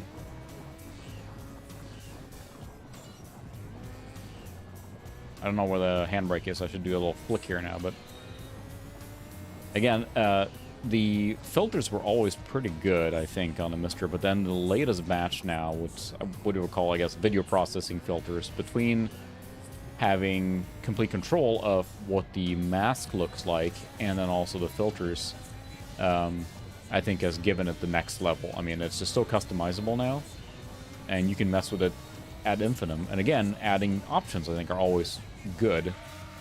But it looks really close to the real thing now. I think it feels like, and maybe it's just me, but it's kind of been an explosion of mask filters coming in to get that effect there that wasn't there before. Like, scanline filters have always been available, and there have been scanline filters, but no one's really taken the time to make ones like this, and they're also now supported in the first place, that duplicate some of these more, maybe non-standard ones. Because if you add scanlines, in most cases, like, say, the mini consoles, or you add scanlines on a software emulator, almost always it just overlays black bars. Here's your scanlines. Here you go. This takes it to the next level, like, with actual mask duplication and different shadings and everything. And I'm using the wrong terminology, but it looks really, really good, especially in person. And can make a flat panel, especially like an OLED or something, really pop and make it look like a true CRT experience. So I was hoping to make a video at some point just comparing it to the real deal. I mean, I have a PVM and a JVC D series, so I can compare those two at least, to show, like, you know, this looks pretty darn close to the real experience. Options. Lots of options. Alright, we'll do this, and we'll play a little bit of Resident Evil, and then call it for the night, I think. What time is it? It's not quite midnight here.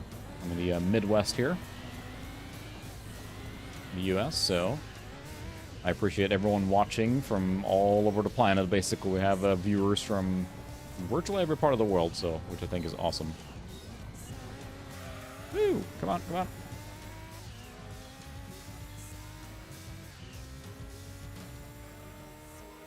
I got worse time on that one. Fine. Alright, let's play some Resident Evil. And I think this is the director's cut. I think they were saying, at least in the compatibility sheet, that the Resident Evil did have some problems, but I'm not sure if that's accurate or not. So, again, for everyone that's watching this in full screen, it probably looks pretty good now. for everyone who is watching this on the toilet on a their, you know, phone. Probably not. I am running this in integer scaled. Well, no, it's not integer scale. Sorry, I shouldn't say that. We're running this with a non-standard scale so that I can play it on the CRT. That's... Ooh, I bet something good happened to that guy.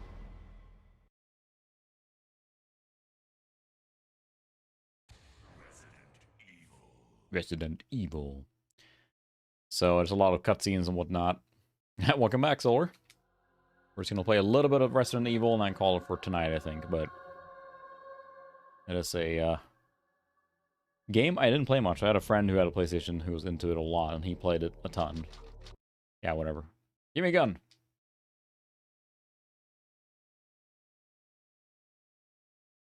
Wait, I thought it was safe. And I think with text like this, I think with a filter on like this, I mean, it makes it look really good because I don't know what happened. that's kind of the way to design it, right? Again, I'm not saying it's the right way or wrong way, but I think from my eyes, it looks more true to what it looked like. That's what I remember. But you get the benefit of having super sharp, like RGB, no color bleed, any of that stuff, you know? What is that? I'll go and check. Okay, Jill and I will stay in the hall in case of an emergency. Yeah, split up. Oh, interesting. Chris? Cool. I have to check that out. So I always like speedruns and watching games. I find something therapeutic and relaxing watching speedruns of games that I probably won't play myself. First, Resident Evil. Now, again, this is a director's cut, and this uses tank controls. Yep. I have not really played this game at all, but we're gonna run. Run, run, run, run. Let's split up.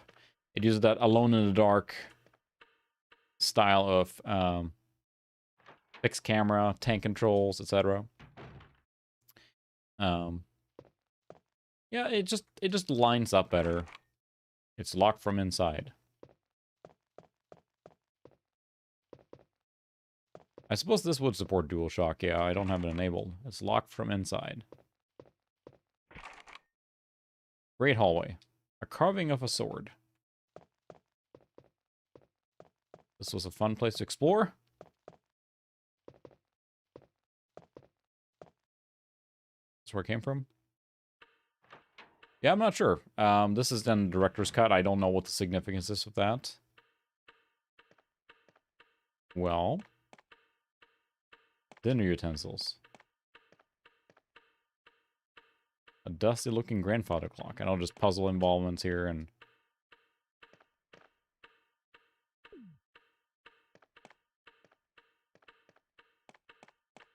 It was, I know that the first Resident Evil was kind of like a... I wouldn't say groundbreaking maybe, but just really the storytelling and sort of suspense, right? Everyone... There we go. Ah, there we go. It's the first one. The thing that creeped out a generation of children that should never have been playing in this game in the first place. Land shark.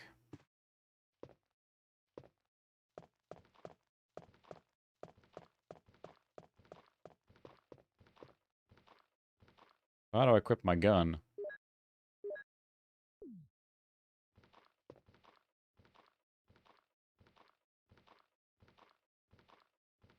How do I stabbity stab?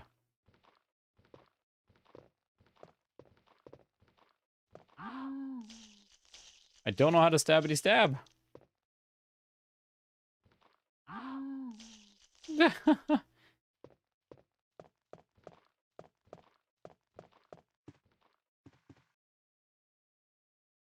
He's Kenan from the Stars Bravo team. Now he's become a mere shadow of his former self. Well, he's dead, Jim. Okay, there we go.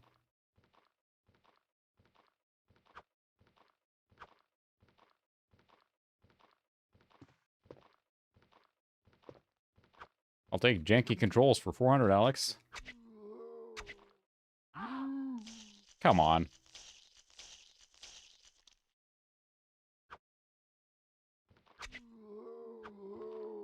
Got him. First try.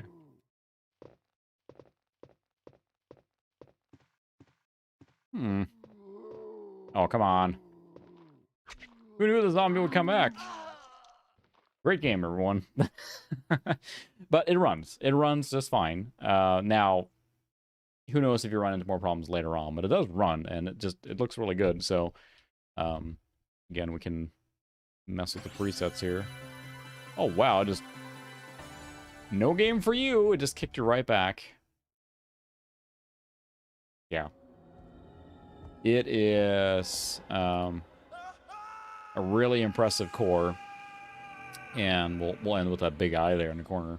But I'm just beyond impressed. I keep saying that, whatever. But it is just like, as far as like just having the option of playing all these games on the MiSTer now, it's just... And the development speed now is insane. So I'm sure there's going to be new features, new games available very soon as well.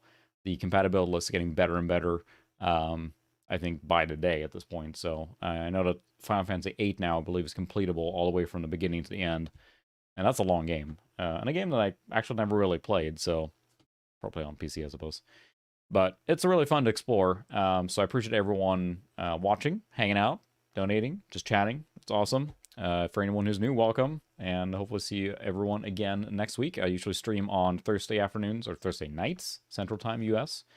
Otherwise, you're welcome to catch the replay, of course. So I appreciate everyone hanging out this week. I'm going to end it here now because I could keep playing forever, and it's almost midnight. So thanks, everyone, for watching. Hopefully see more people next time, and we can maybe get eaten by zombies again. So, yes, try the PSX stuff. I'm here all week now. So... Anyway, thanks so much, everyone. Have a good night. I'll see you next week. Good night.